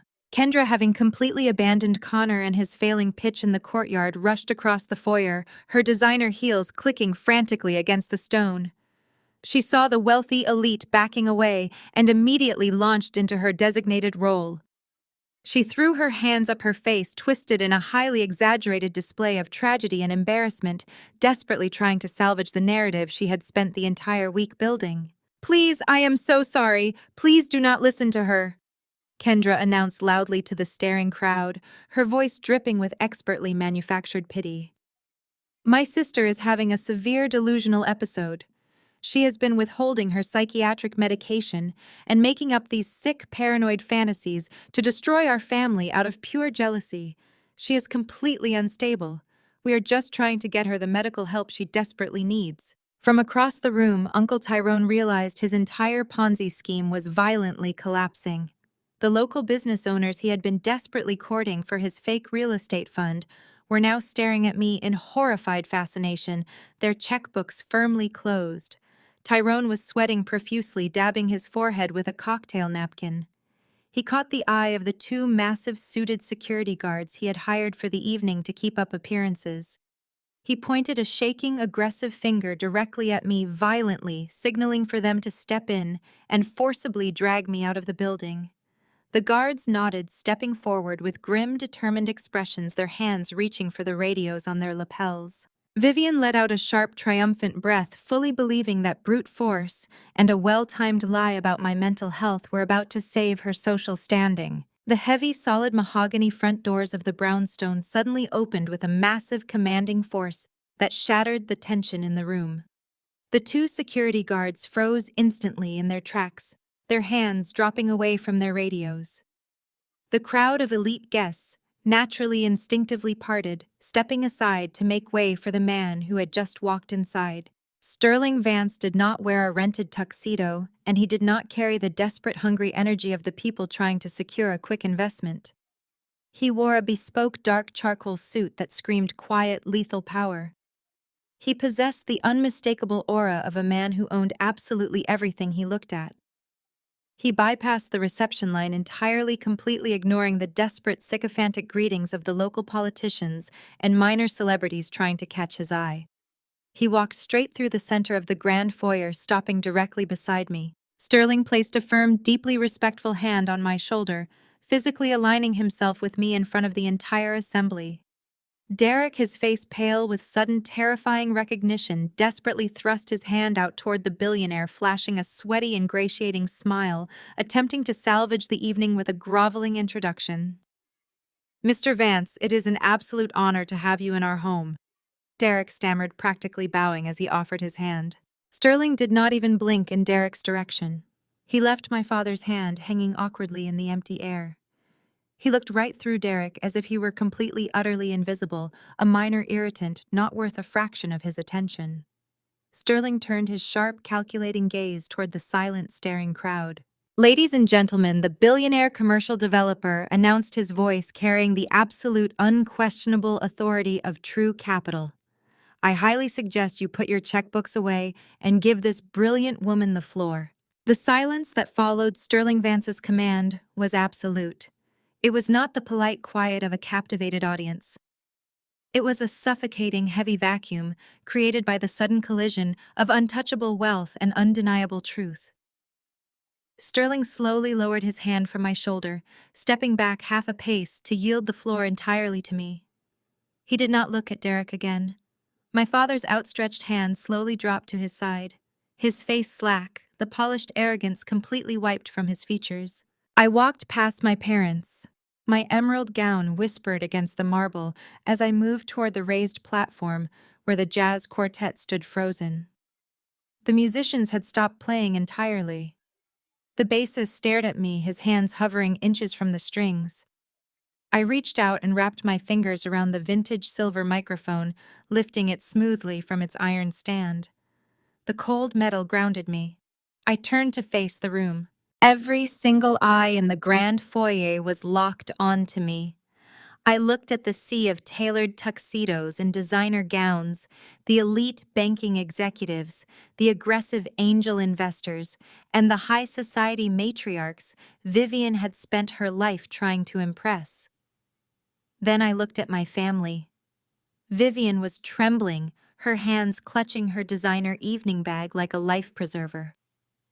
Kendra looked physically ill. Connor was staring at Marcus Thorne, who had already taken 2 deliberate steps away from him. I did not raise my voice. I did not yell or display a single ounce of the unhinged emotional instability Vivian had promised them. My voice resonated through the speakers, calm, measured, and layered with absolute authority. "I want to welcome you all to the future site of the Vanguard Community Center." A collective sharp intake of breath swept through the crowd. Vivian let out a strangled, high-pitched gasp, stepping forward as if physical movement could stop the words from leaving my mouth. Derek grabbed her wrist, jerking her back, his eyes darting frantically toward the security guards who were now actively ignoring him. "Good evening." I continued, my gaze sweeping across the stunned faces of the investors. "I know many of you received invitations describing this event as a high-level investment summit to preserve a family legacy. You were told tragic, elaborate stories about my mental health. You were told that your checks tonight would secure your place in a lucrative offshore portfolio." I gestured gracefully toward the man standing perfectly still near the center of the room. "Allow me to properly introduce the gentleman who just spoke. This is Sterling Vance, CEO of Vance Global Acquisitions. He does not need your capital. He does not need your investments. And he certainly has no interest in preserving the fraudulent social status of the people hosting this party." I paused, letting the reality of the words settle heavily over the room. I looked directly at Uncle Tyrone, who was wiping his forehead with a cocktail napkin, his eyes darting toward the exits. Let me provide the absolute financial clarity that this evening has lacked. I stated, my voice sharp and entirely devoid of mercy. There are no offshore accounts. There is no lucrative real estate fund. The people who invited you here tonight are currently residing in a property they have no legal right to occupy. Since the current tenants failed to pay rent for the last 6 months and attempted to secure fraudulent loans against a property they do not own, my firm officially initiated foreclosure proceedings. I looked back at Vivian. Her mouth was open, but no sound came out. The rented diamond earrings suddenly looked exactly like what they were: cheap glass clinging to a drowning woman. My holding company quietly assumed the debt on this historic brownstone, I announced to the room. When the tenants defaulted, we exercised our right to liquidate. I have officially sold this brownstone to Mr. Vance's City Development Group. The transaction cleared escrow yesterday morning. The papers you were asked to sign tonight, the collateral you were promised, the investment vehicles pitched to you by Tyrone over by the bar, they are all completely fabricated. This gala is nothing more than a desperate illegal cash grab designed to cover a massive trail of embezzlement and financial ruin. I leaned slightly closer to the microphone, delivering the final killing blow to their social standing. You are standing in a foreclosed home, and the champagne you are drinking was bought on credit. The reaction was instantaneous and devastating. The financial elite of Atlanta are not known for their charity when it comes to bad investments. They are ruthless predators who instantly recognize the stench of a sinking ship. The math clicked into place simultaneously across the entire grand foyer. The crowd realized they had been invited to a black tie scam. The murmurs erupted into a chaotic, aggressive wave of furious whispering. The illusion of my family's generational wealth shattered into a million sharp, jagged pieces right on the marble floor. I watched the brutal, efficient mechanics of high society self-preservation kick in. Silver trays were abandoned on side tables as guests rapidly set down their drinks. Marcus Thorne, the billionaire angel investor. Connor had been begging for a lifeline just minutes ago, turned his back entirely. He signaled his assistant, and they immediately began moving toward the exit, treating Connor like a radioactive hazard. Connor lunged forward desperately, grabbing the investor's sleeve, but Thorne's private security detail swatted his hand away with brutal efficiency. Connor stumbled back, his face completely drained of blood. His tech company was officially dead, and he knew it. Kendra burst into real, unfiltered tears. She looked around frantically, realizing that every single socialite she had spent years courting was actively refusing to make eye contact with her. The wealthy guests began a highly coordinated, quiet stampede toward the coat check. No one said goodbye. No one offered sympathies. They simply edged away, pulling their designer wraps tight, desperate to scrub their names from the guest list of a fraudulent, legally compromised event. Vivian stood completely frozen in the center of the emptying room. The matriarch of the family, the woman who had sacrificed her own daughter for the illusion of status, was now standing entirely alone. The people she had starved us to impress were literally running for the doors. She looked at Derek, seeking the aggressive protection he had always provided. But Derek was staring at the floor, his broad shoulders slumped, utterly defeated by a force he could not physically intimidate. He could not punch his way out of bankruptcy.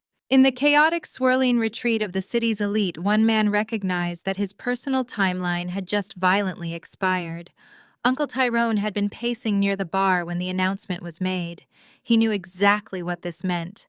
Without the cash advances from the investors tonight, he had absolutely no way to repay the stolen building funds to First Zion Fellowship.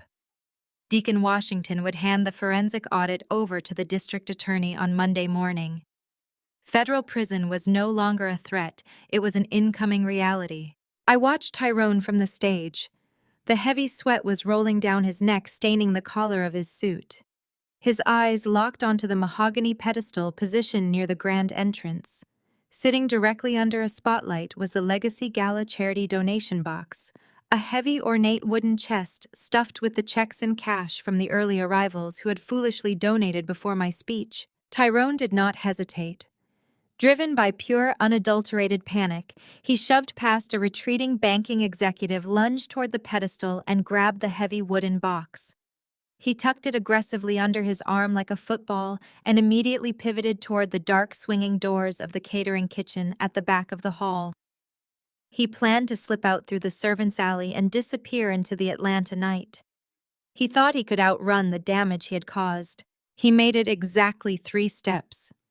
Before Tyrone could reach the swinging doors, the smooth, dark atmosphere of the courtyard was violently interrupted. Intense flashing red and blue lights suddenly swept across the front of the brownstone. The brilliant strobing beams blasted through the massive historic stained glass windows, painting the panicked faces of my family and the grand marble foyer in the stark, unmistakable colors of law enforcement. The heavy mahogany double doors of the brownstone did not just open, they were thrust apart with a violent, uncompromising force that sent a harsh gust of evening air tearing through the grand foyer. The strobing red and blue lights from the street outside violently pierced the historic stained glass windows, painting the panicked faces of my family and the polished marble floor in the stark, unmistakable colors of law enforcement. 4 uniformed Atlanta police officers stepped across the threshold. Their radios crackled with harsh mechanical static, a sound that instantly vaporized the last lingering notes of the hired jazz quartet. Uncle Tyrone froze entirely.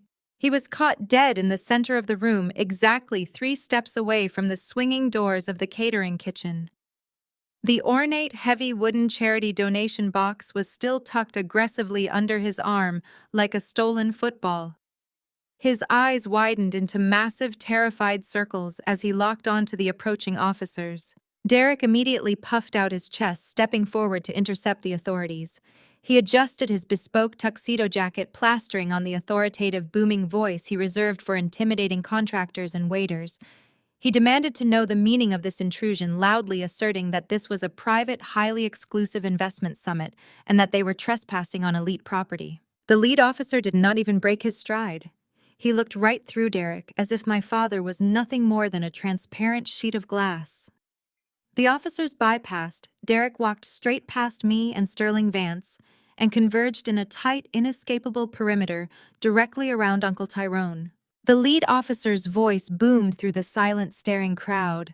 He addressed Tyrone by his full legal name, loud enough for every single socialite, banking executive, and parishioner to hear. He announced that they possessed a signed active warrant for his immediate arrest. The charges were crystal clear and utterly devastating. First Zion Fellowship had officially pressed charges. Deacon Washington had followed through on his ultimatum. Tyrone was being taken into custody for grand larceny, massive corporate embezzlement, and federal wire fraud. Tyrone's mouth opened and closed in rapid succession, but his vocal cords completely failed him. The blood drained entirely from his face, leaving a sickly, ashen gray in its wake. His arms went completely limp. The heavy wooden donation box slipped from his grasp and plummeted toward the floor. It hit the unforgiving marble with a sharp, explosive crack. The brass lock shattered instantly. Hundreds of checks, thick wads of cash, and desperate pledges scattered across the floor, literally laying out the physical evidence of his desperate scam for the entire room to witness. The sharp metallic click of the steel handcuffs snapping tightly around Tyrone's wrists echoed through the cavernous foyer. It was the absolute, undeniable sound of the end. Vivian watched the cold steel lock around her brother's wrists. Her ultimate, unthinkable nightmare was playing out in real time. The very people she had starved her own children to impress the country club elite, the wealthy politicians, the society matriarchs were standing in a wide circle, staring in morbid, captivated horror as her family was hauled away in chains. Her brain, entirely unable to process the total destruction of her social capital, defaulted to the only defense mechanism she had left. She opted for pure theatrical melodrama. Vivian let out a high-pitched, dramatically strangled gasp. She threw the back of her wrist against her forehead, her eyes fluttering shut in a perfect imitation of a fragile, overwhelmed Southern belle. She let her knees buckle, swooning backward toward the tufted velvet sofa positioned near the grand staircase. She expected a rush of concerned hands. She expected the wealthy men in the room to surge forward, catching her delicate frame, offering her smelling salts and sympathy. Absolutely no one moved an inch. The remaining guests literally took a synchronized step backward, aggressively avoiding any physical or social association with the spectacle unfolding before them. Vivian hit the sofa hard and awkwardly. Her designer gown twisted around her legs, and she bounced ungracefully against the stiff velvet cushions, her arms splaying out in a deeply humiliating, uncoordinated sprawl. She lay there, her eyes squeezed tightly shut, pretending to be unconscious because facing the reality of the room was far more terrifying than the physical indignity of the fall. Derek, realizing his wife's performance had failed to garner a single drop of sympathy, pivoted his rage entirely toward the police. He began shouting, his face turning a dark, dangerous shade of purple. He demanded their badge numbers. He loudly cited his completely fabricated, close personal friendships with the mayor, the district attorney, and the chief of police. He threatened to have the officers stripped of their pensions by Monday morning, insisting they had no idea who they were dealing with. The officers remained completely unbothered. They had dealt with wealthy, entitled criminals their entire careers. The lead officer turned his back on Derek's frantic blustering and looked directly at Tyrone. Over the sound of my father's empty, pathetic threats, the officer loudly and methodically read Tyrone his Miranda rights. The rhythmic, uncompromising legal recitation cut through the remaining glamour of the evening. Every word was a nail in the coffin of their legacy. You have the right to remain silent. Anything you say can and will be used against you in a court of law. On the opposite side of the foyer, a completely different, equally destructive implosion was taking place. Connor stood near the coat check, his eyes darting frantically from the handcuffed Tyrone to the scattered eviction notices, and finally to the devastatingly calm expression on my face. The complex, fraudulent math clicked into perfect, terrifying alignment inside his head. He turned to look at Kendra. The fake confident smile had completely melted off his face, replaced by a mask of pure, unadulterated, blinding rage. The illusion he had bought into was entirely dead. There was no secret Vanguard trust fund. There was no impending family bailout to save his dying tech startup. His company was a hollow shell, and the woman he married to save it had absolutely no capital to her name. Even worse, the realization struck him that the money Kendra had been laundering to inflate his user metrics was tied directly to the fraudulent funds Tyrone had just been arrested for. She had not saved his business. She had actively exposed him to federal wire fraud. Connor did not lean in to whisper. He did not care about saving face or preserving decorum. He unleashed his fury at full volume, his voice a sharp, jagged weapon. He ripped Kendra apart verbally right there in the open foyer. He called her a parasite, a fraud, and a pathetic, broke liability. He accused her of ruining his life and destroying his corporate reputation. Kendra reached out her hands, shaking violently, desperately trying to grab his lapels. She begged him to lower his voice, her eyes darting in sheer panic toward the few remaining high society friends she so desperately coveted. She pleaded with him to take the conversation outside to maintain a united front, promising they could fix it if they just stuck together. Connor stepped back, physically repulsed by her touch. He swatted her hands away with a look of absolute disgust. He loudly, unequivocally demanded a divorce. He told her to call her own lawyers, adding a vicious, cruel reminder that she clearly possessed no actual money to pay for one. He did not wait for her response. Connor turned on his heel and marched straight toward the exit. He brushed aggressively past the police officers, leading Tyrone toward the door, leaving Kendra standing completely alone in the center of the marble floor, publicly discarded and utterly humiliated in front of the exact crowd she had sacrificed her soul to impress. That was the final breaking point for the attendees. The remaining guests abandoned all pretense of polite society. They scrambled toward the heavy front doors, moving with the frantic, desperate energy of people fleeing a burning building. They practically shoved each other out of the way to escape the blast radius of my family's total collapse. Even the hired help recognized that the money had instantly dried up. The caterers were no longer waiting for the end of their scheduled shift. The sounds of clinking glass and smooth service were replaced by the violent, aggressive noise of survival. They were rapidly throwing expensive silver chafing dishes, premium liquor bottles, and untouched caviar trays directly into their plastic transport bins. They had heard the word foreclosure. They knew exactly what an arrest meant. They knew the checks Vivian wrote them were going to bounce hard by Monday morning, and they were packing up early to salvage whatever physical assets they could strip from the property before the bank locked the doors. Within 10 minutes, the grand foyer had entirely emptied out. The flashing police lights faded as the cruisers pulled away from the curb, taking Tyrone into federal custody. The jazz band had vanished without a trace. I stood perfectly still in the absolute center of the grand, cavernous room. Sterling Vance gave me a curt, deeply respectful nod signaling his departure, allowing me to fully possess the victory I had orchestrated. He walked out the front doors, the undisputed owner of the property. The silence that rushed in to fill the space was heavy and profound. I looked down at the physical wreckage surrounding my feet, the scattered, desperate cash from the broken donation box, the discarded, half-empty champagne flutes staining the expensive rugs, the court-stamped eviction notices lying starkly against the marble. I slowly turned my gaze to the remnants of my family. Vivian was still lying awkwardly on the velvet sofa, her eyes wide open now, staring blankly at the ceiling as the reality of her poverty set in. Derek was leaning heavily against the grand staircase, his breathing ragged, entirely stripped of his aggressive bluster. Kendra remained frozen near the empty coat check, her makeup ruined by tears clutching her arms around her chest, in a gesture of pure, profound isolation. They slowly looked around the empty, silent room, the echoes of their glamorous party completely dead. I watched their eyes lock onto the scattered debris, and then finally onto me. I offered no sympathy, no anger, and absolutely no financial rescue. I simply watched the crushing, inescapable realization slowly descend upon them. They had spent their entire lives destroying others to build an illusion of power, and now standing in the cold, unyielding light of truth, they realized they had absolutely nothing left. The heavy mahogany doors had completely sealed the outside world away, trapping the deafening, suffocating silence inside the grand foyer. The flashing red and blue lights were gone, leaving only the harsh, brilliant illumination of the tiered crystal chandeliers.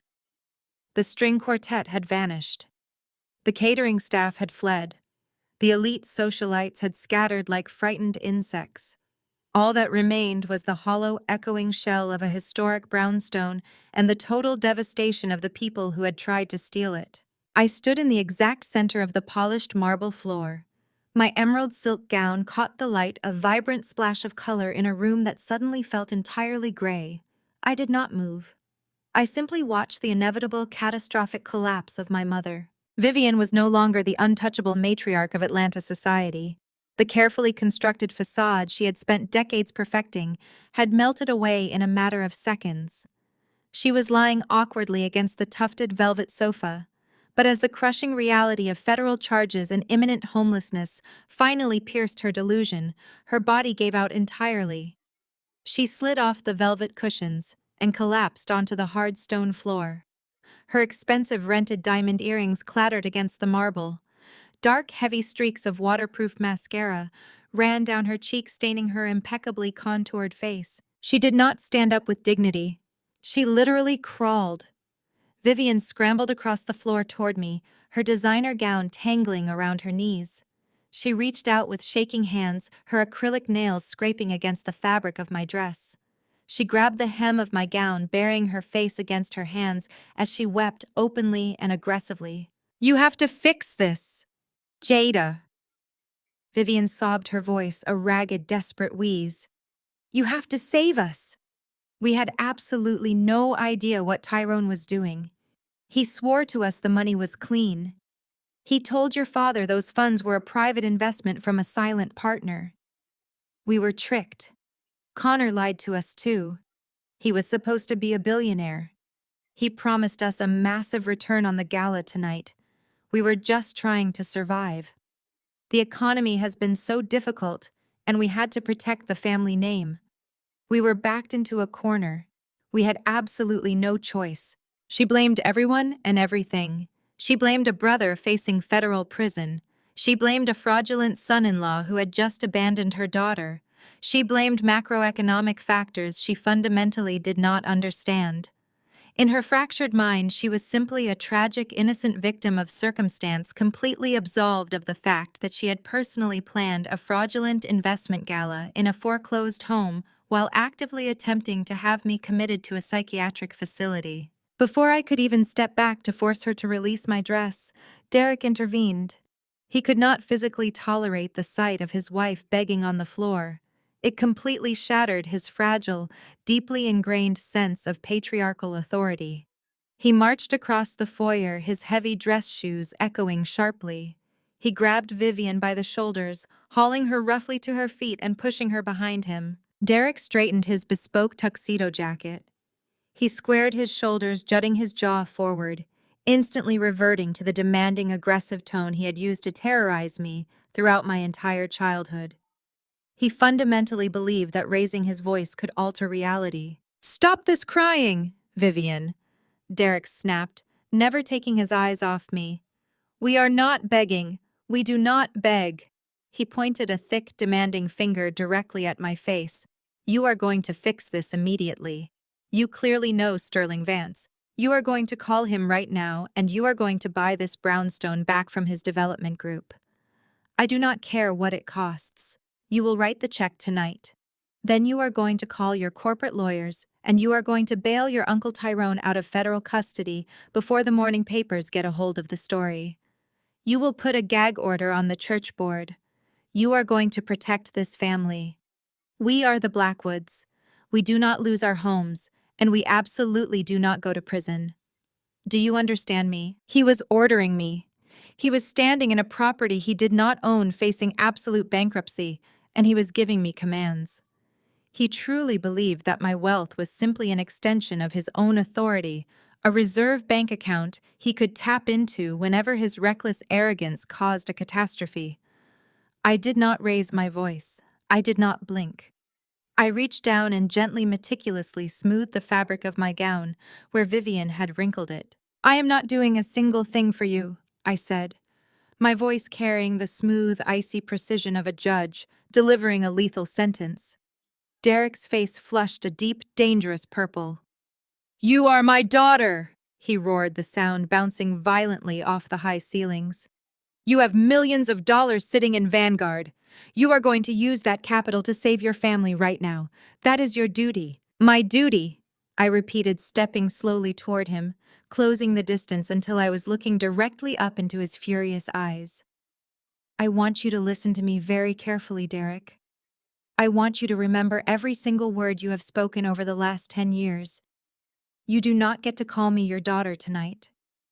You made it abundantly clear that I am the family failure.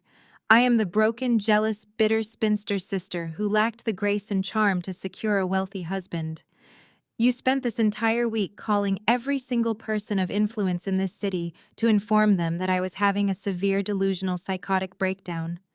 You explicitly told them that Vanguard was failing due to my gross mental instability. I turned my gaze to Vivian, who was trembling violently behind him, her hands covering her mouth. You both sat in a mediation room 3 days ago and legally attempted to strip me of my own company. I continued, my words striking them like physical blows. You accused me of elder abuse. You demanded my assets.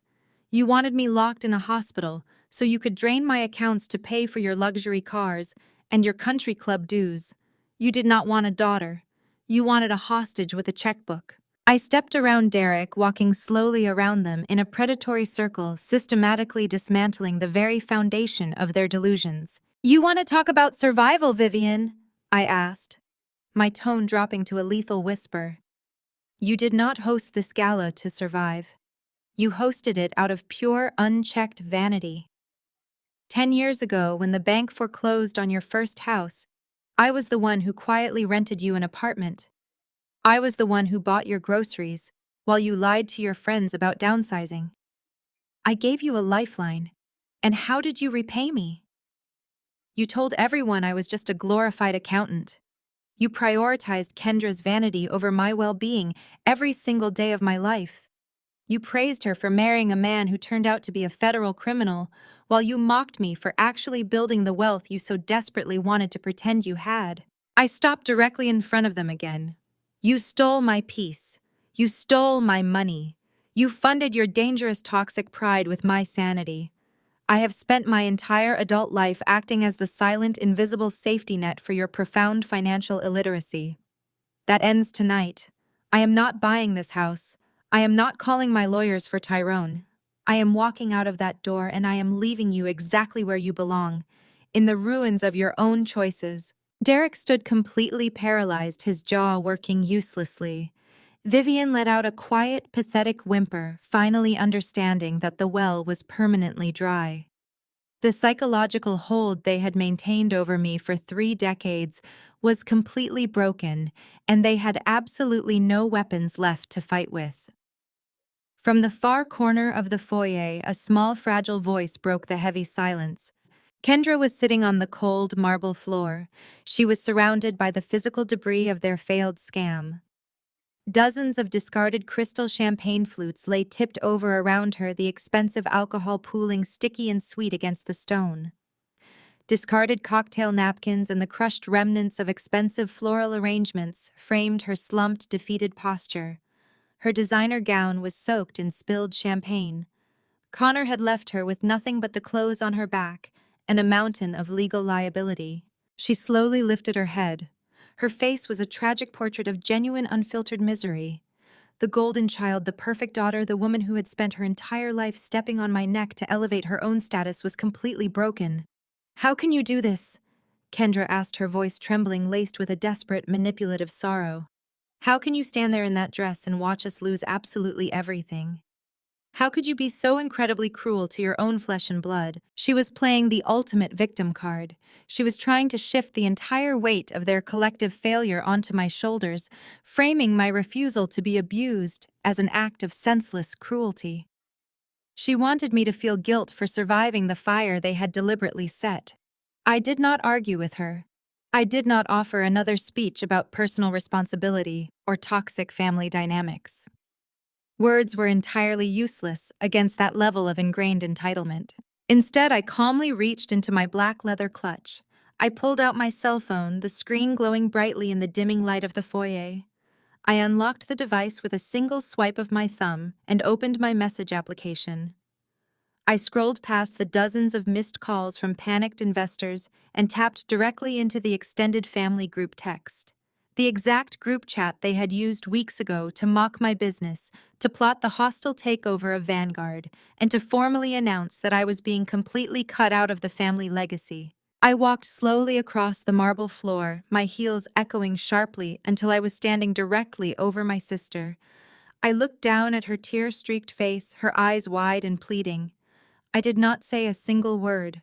I simply turned the phone around the screen, illuminated perfectly in the dark room, and held the undeniable digital proof of their own vicious cruelty right in front of her face. The bright, artificial blue light of my phone screen cut through the dimming shadows of the grand foyer, casting a harsh, unforgiving glow across Kendra's tear-stained face.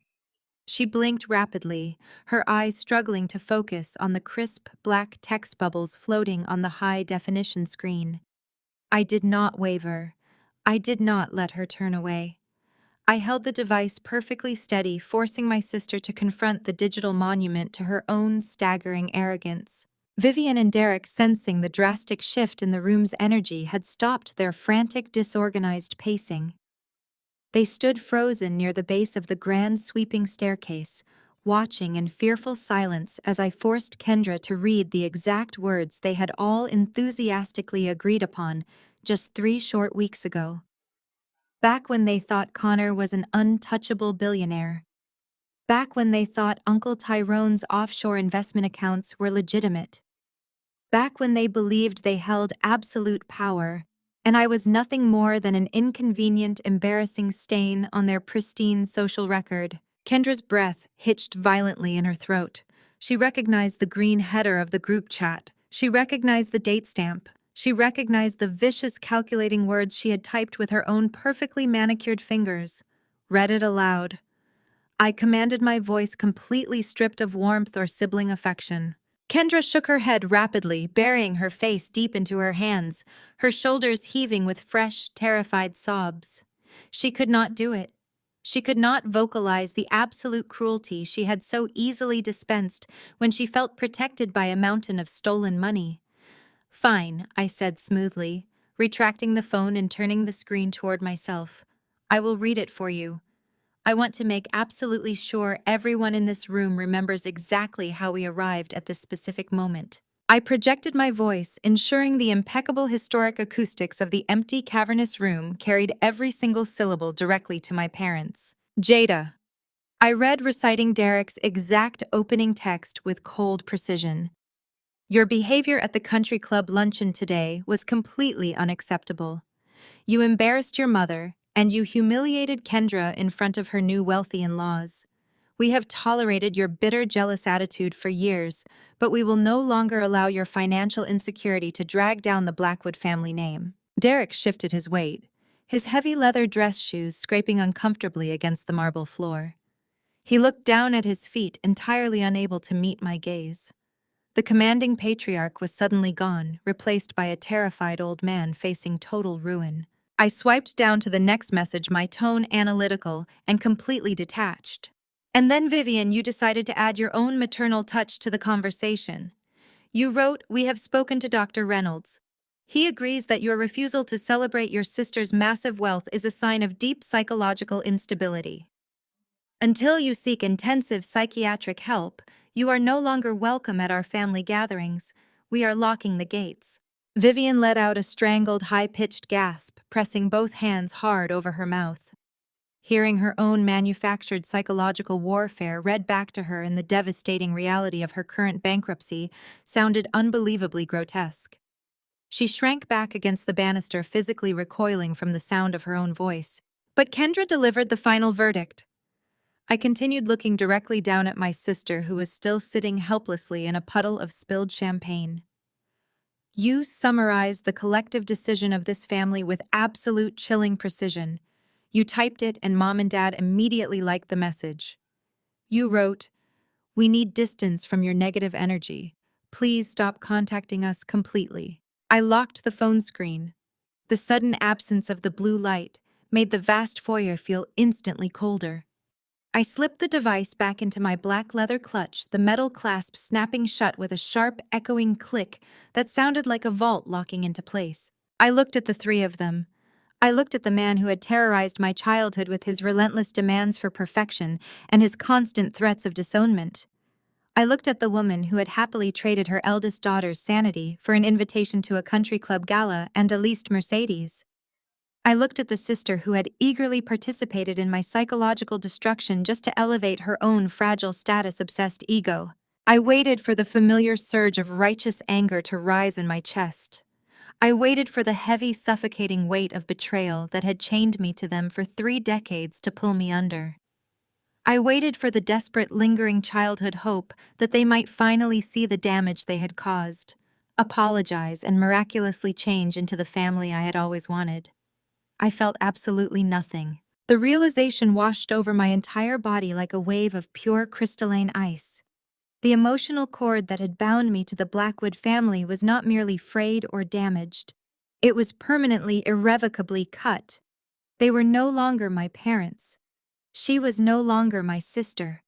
They were simply 3 desperate, broken strangers, standing in the ruins of a collapsed Ponzi scheme, begging a woman they openly despised to save them from the brutal consequences of their own actions. The total, profound absence of my anger was far more terrifying to them than any screaming match or emotional breakdown could ever be.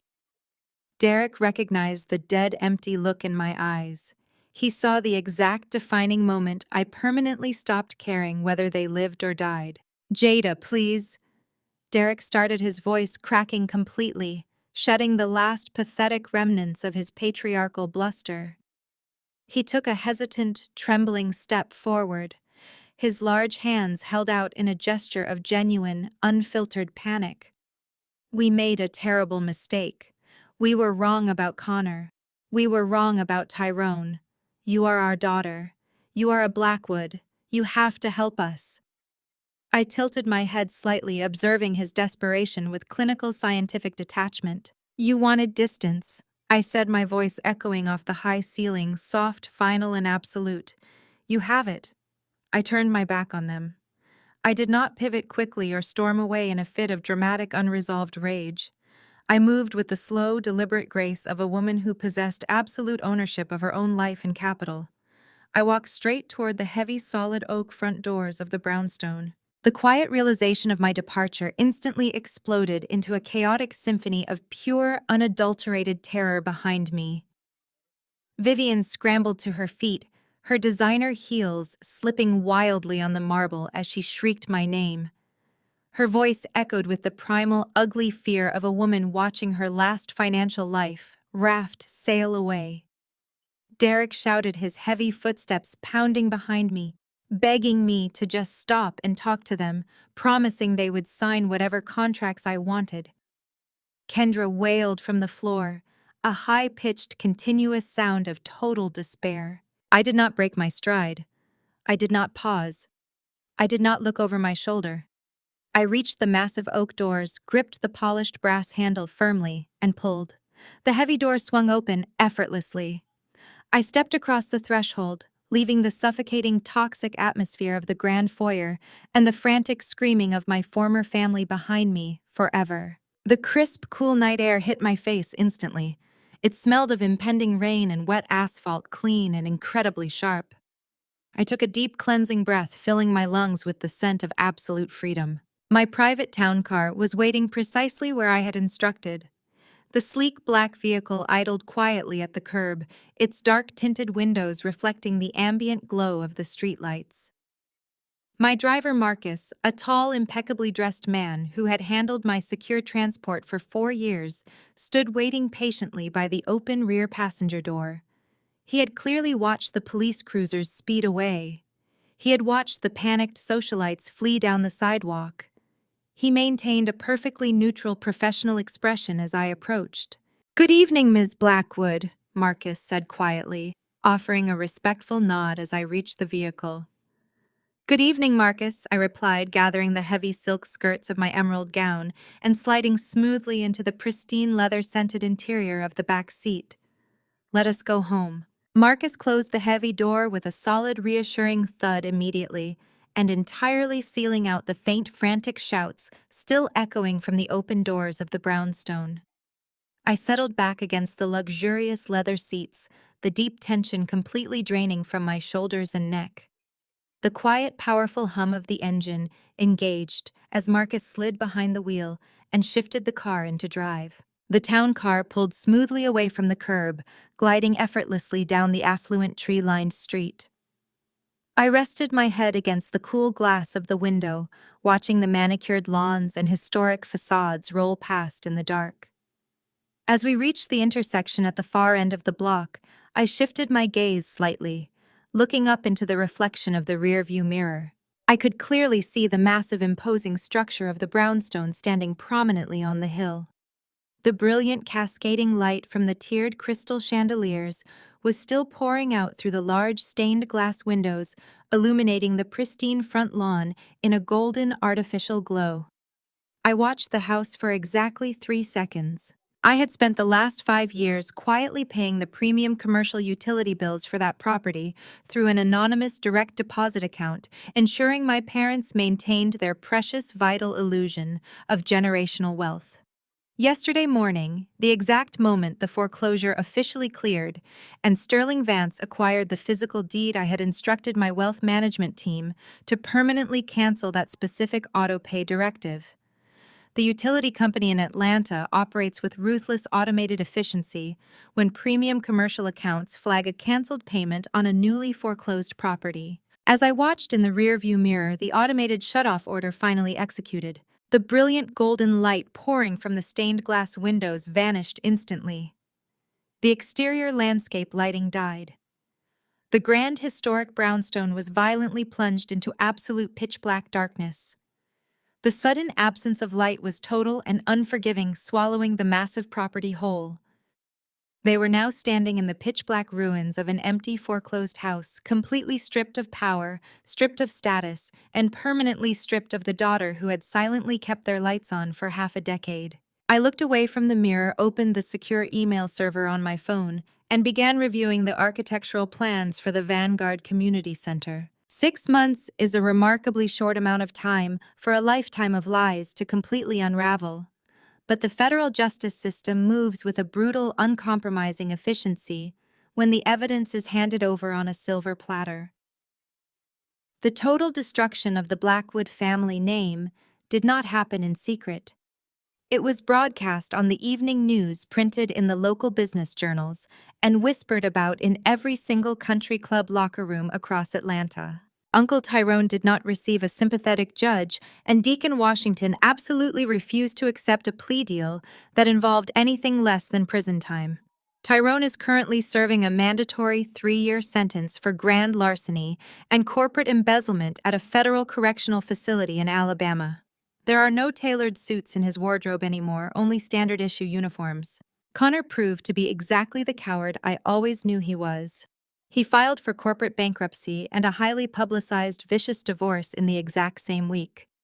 He fled the state, abandoning his failed tech startup and leaving my sister to face the music entirely alone. Kendra quickly learned that laundering money to inflate fraudulent user metrics comes with severe, inescapable consequences. The IRS descended on her like a pack of wolves. They audited every single offshore account, stripped her of her remaining designer assets, and buried her under a mountain of federal fines for wire fraud. She went from planning luxury vacations to desperately dodging calls from tax evasion attorneys she fundamentally could not afford. Vivian and Derek experienced the most spectacular fall from grace. Following the dramatic events of the gala, the bank formally finalized the eviction. They were physically locked out of the historic brownstone. The repossession teams arrived a week later to seize their leased luxury vehicles and haul away the rented antique furniture Vivian had claimed were family heirlooms. With their credit entirely destroyed and their social capital evaporated, my parents were forced to move into a cramped, aggressively mediocre 2-bedroom apartment on the industrial outskirts of the city. The thin walls and stained carpets were a far cry from the marble foyers they believed they were entitled to. They were formally exiled from their country club, and they were far too humiliated to ever show their faces at First Zion Fellowship again. The community they had sacrificed my sanity to impress had completely, permanently discarded them. While their world burned to the ground, my world finally burst into brilliant, unhindered light. I am currently thriving in ways I never honestly thought possible. Stripping the toxic, suffocating weight of my family from my daily life was the greatest business decision I ever made. My crisis management firm Vanguard did not fail as Derek had predicted. Without the constant drain of their financial emergencies and manufactured drama, my focus sharpened. We acquired 3 new major corporate accounts, effectively doubling our size and our annual revenue in just 2 quarters. More importantly, the chronic, crushing anxiety that had plagued me for a decade simply vanished. I no longer sleep with my phone off the hook, terrified of a midnight call demanding bailout money. I wake up every single morning in a state of profound, untouchable peace. That peace is actively radiating through my home on a crisp Thursday evening. I am hosting a lavish Thanksgiving dinner, but it is not taking place in a rented venue to impress strangers. It is happening in my own luxury penthouse overlooking the glittering downtown Atlanta skyline. The long mahogany dining table is beautifully set with crystal and gold, heavy with the scent of roasted turkey, fresh herbs, and expensive wine. The guests laughing and passing plates around my table are not blood relatives. They are my chosen family. They are the loyal colleagues who stood by me when Vanguard was just a concept. They are my brilliant mentors who guided my investments. They are genuine, authentic friends who value me entirely for my character, my intelligence, and my loyalty, not the balance of my checkbook. Sterling Vance sits near the head of the table, currently engaged in a lively debate about commercial zoning laws with my lead operations director. The room is incredibly warm, vibrating with a kind of effortless, supportive love I had never experienced growing up. I step away from the dining room for a moment, walking into the massive open-concept kitchen to retrieve a second bottle of vintage red wine from the chiller. As I place the bottle on the cool marble island, the screen of my phone suddenly illuminates. It vibrates twice against the stone, a harsh buzzing interruption to the smooth jazz playing through the penthouse speakers. I glance down. The notification displays a text message from a completely unknown, unsaved number. I do not recognize the digits, but I recognize the tone immediately. Jada, please. It is Mom. I had to use a prepaid phone. We are completely desperate. Kendra's legal fees are mounting, and the lawyers are threatening to drop her case on Monday. We are about to lose the apartment. We just need a $50,000 loan to get through the month. I swear to you, things will be different this time. We can be a real family again. Please call me back. I stand in my beautiful, quiet kitchen, staring down at the glowing screen. A year ago, a message like this would have sent my heart racing. It would have triggered a massive adrenaline spike, followed by a wave of crippling, misplaced guilt. I would have spent the entire Thanksgiving dinner agonizing over how to rescue them without bankrupting myself. Tonight, I read the text, and a soft, genuine smile touches my lips at the absolute pathetic predictability of it. Vivian is still trying to negotiate a hostage situation without realizing she has absolutely zero leverage. I do not feel a single ounce of guilt. I do not feel anger. I simply tap the screen, open the contact options, and hit the red button labeled Block Caller. I swipe left, deleting the message entirely, wiping her desperate, toxic words off my device without a second thought. The digital boundary is absolute. I pick up the bottle of wine, turn my back on the marble counter, and walk gracefully back into the dining room to join the people who actually love me. The transition from that quiet, personal victory to my ultimate professional triumph happens 3 weeks later on a brilliantly sunny Tuesday morning. The air is crisp and the energy on the street is electric. I am standing on a raised platform in my old neighborhood, looking out over a massive cheering crowd. Behind me stands a completely renovated state-of-the-art brick building. The heavy, imposing double doors have been replaced with welcoming modern glass. The Vanguard Financial Literacy Center for Young Black Women is officially open for business. Every single brick, every computer lab, and every mentorship office in this building was entirely funded by the profit I extracted from the sale of my parents' foreclosed brownstone. I took the physical monument to their fraudulent vanity and transformed it into a weapon for genuine community empowerment. The crowd in front of me is a vibrant mix of local community leaders, ambitious high school students, small business owners, and my entire corporate team. The local press is recording from the back. I step up to the polished wooden podium. The microphone picks up the steady, confident rhythm of my breathing. I look at the eager, bright faces of the young women standing in the front row, holding their notebooks, ready to learn how to conquer the corporate world. For far too long, we have been sold a dangerous lie about what it means to build a legacy. I project my voice, ringing out clear and powerful across the block. We are taught that generational wealth is strictly defined by passing down trust funds, real estate, and unearned capital. We are taught that loyalty means setting yourself on fire to keep your family warm. But that is not a legacy. That is a trap. I grip the edges of the podium, letting my words sink into the crowd. True generational wealth is not just about the money you leave behind in a bank account. It is about passing down the fierce, undeniable knowledge of how to multiply a single dollar. It is about passing down the unshakable, unapologetic boundaries required to protect your peace. It is about teaching the next generation that profound self-respect is the most valuable asset you will ever own. I look out at the young women, ensuring they hear the absolute truth in my voice. You do not owe your success to anyone who actively prayed for your downfall. You do not owe your capital to people who refuse to learn how to manage their own. You are allowed to be brilliant. You are allowed to be wealthy. And you are allowed to walk away from any table where respect is no longer being served. The crowd erupts. The applause is deafening, a wave of genuine, powerful validation that echoes down the city block. I smile, stepping back from the podium as the cheers wash over me. The mayor's representative hands me a massive pair of gleaming golden scissors. I walk over to the thick emerald green ribbons stretched across the front doors of the center. I do not hesitate. I close the golden blades, slicing cleanly through the fabric. The ribbon falls to the ground, and the crowd roars again. I have built my own legacy. I am completely free from the suffocating, dangerous weight of toxic loyalty.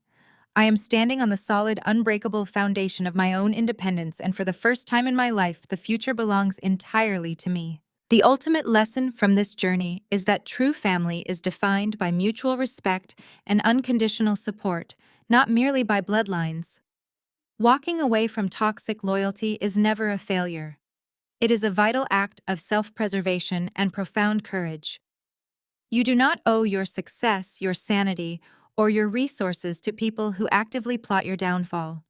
Real generational wealth begins with establishing unbreakable boundaries and fierce self-respect. Have you ever had to draw a hard line with toxic relatives to protect your own peace and future? Share your empowering stories in the comments below, and hit that subscribe button for more inspiring tales of triumph.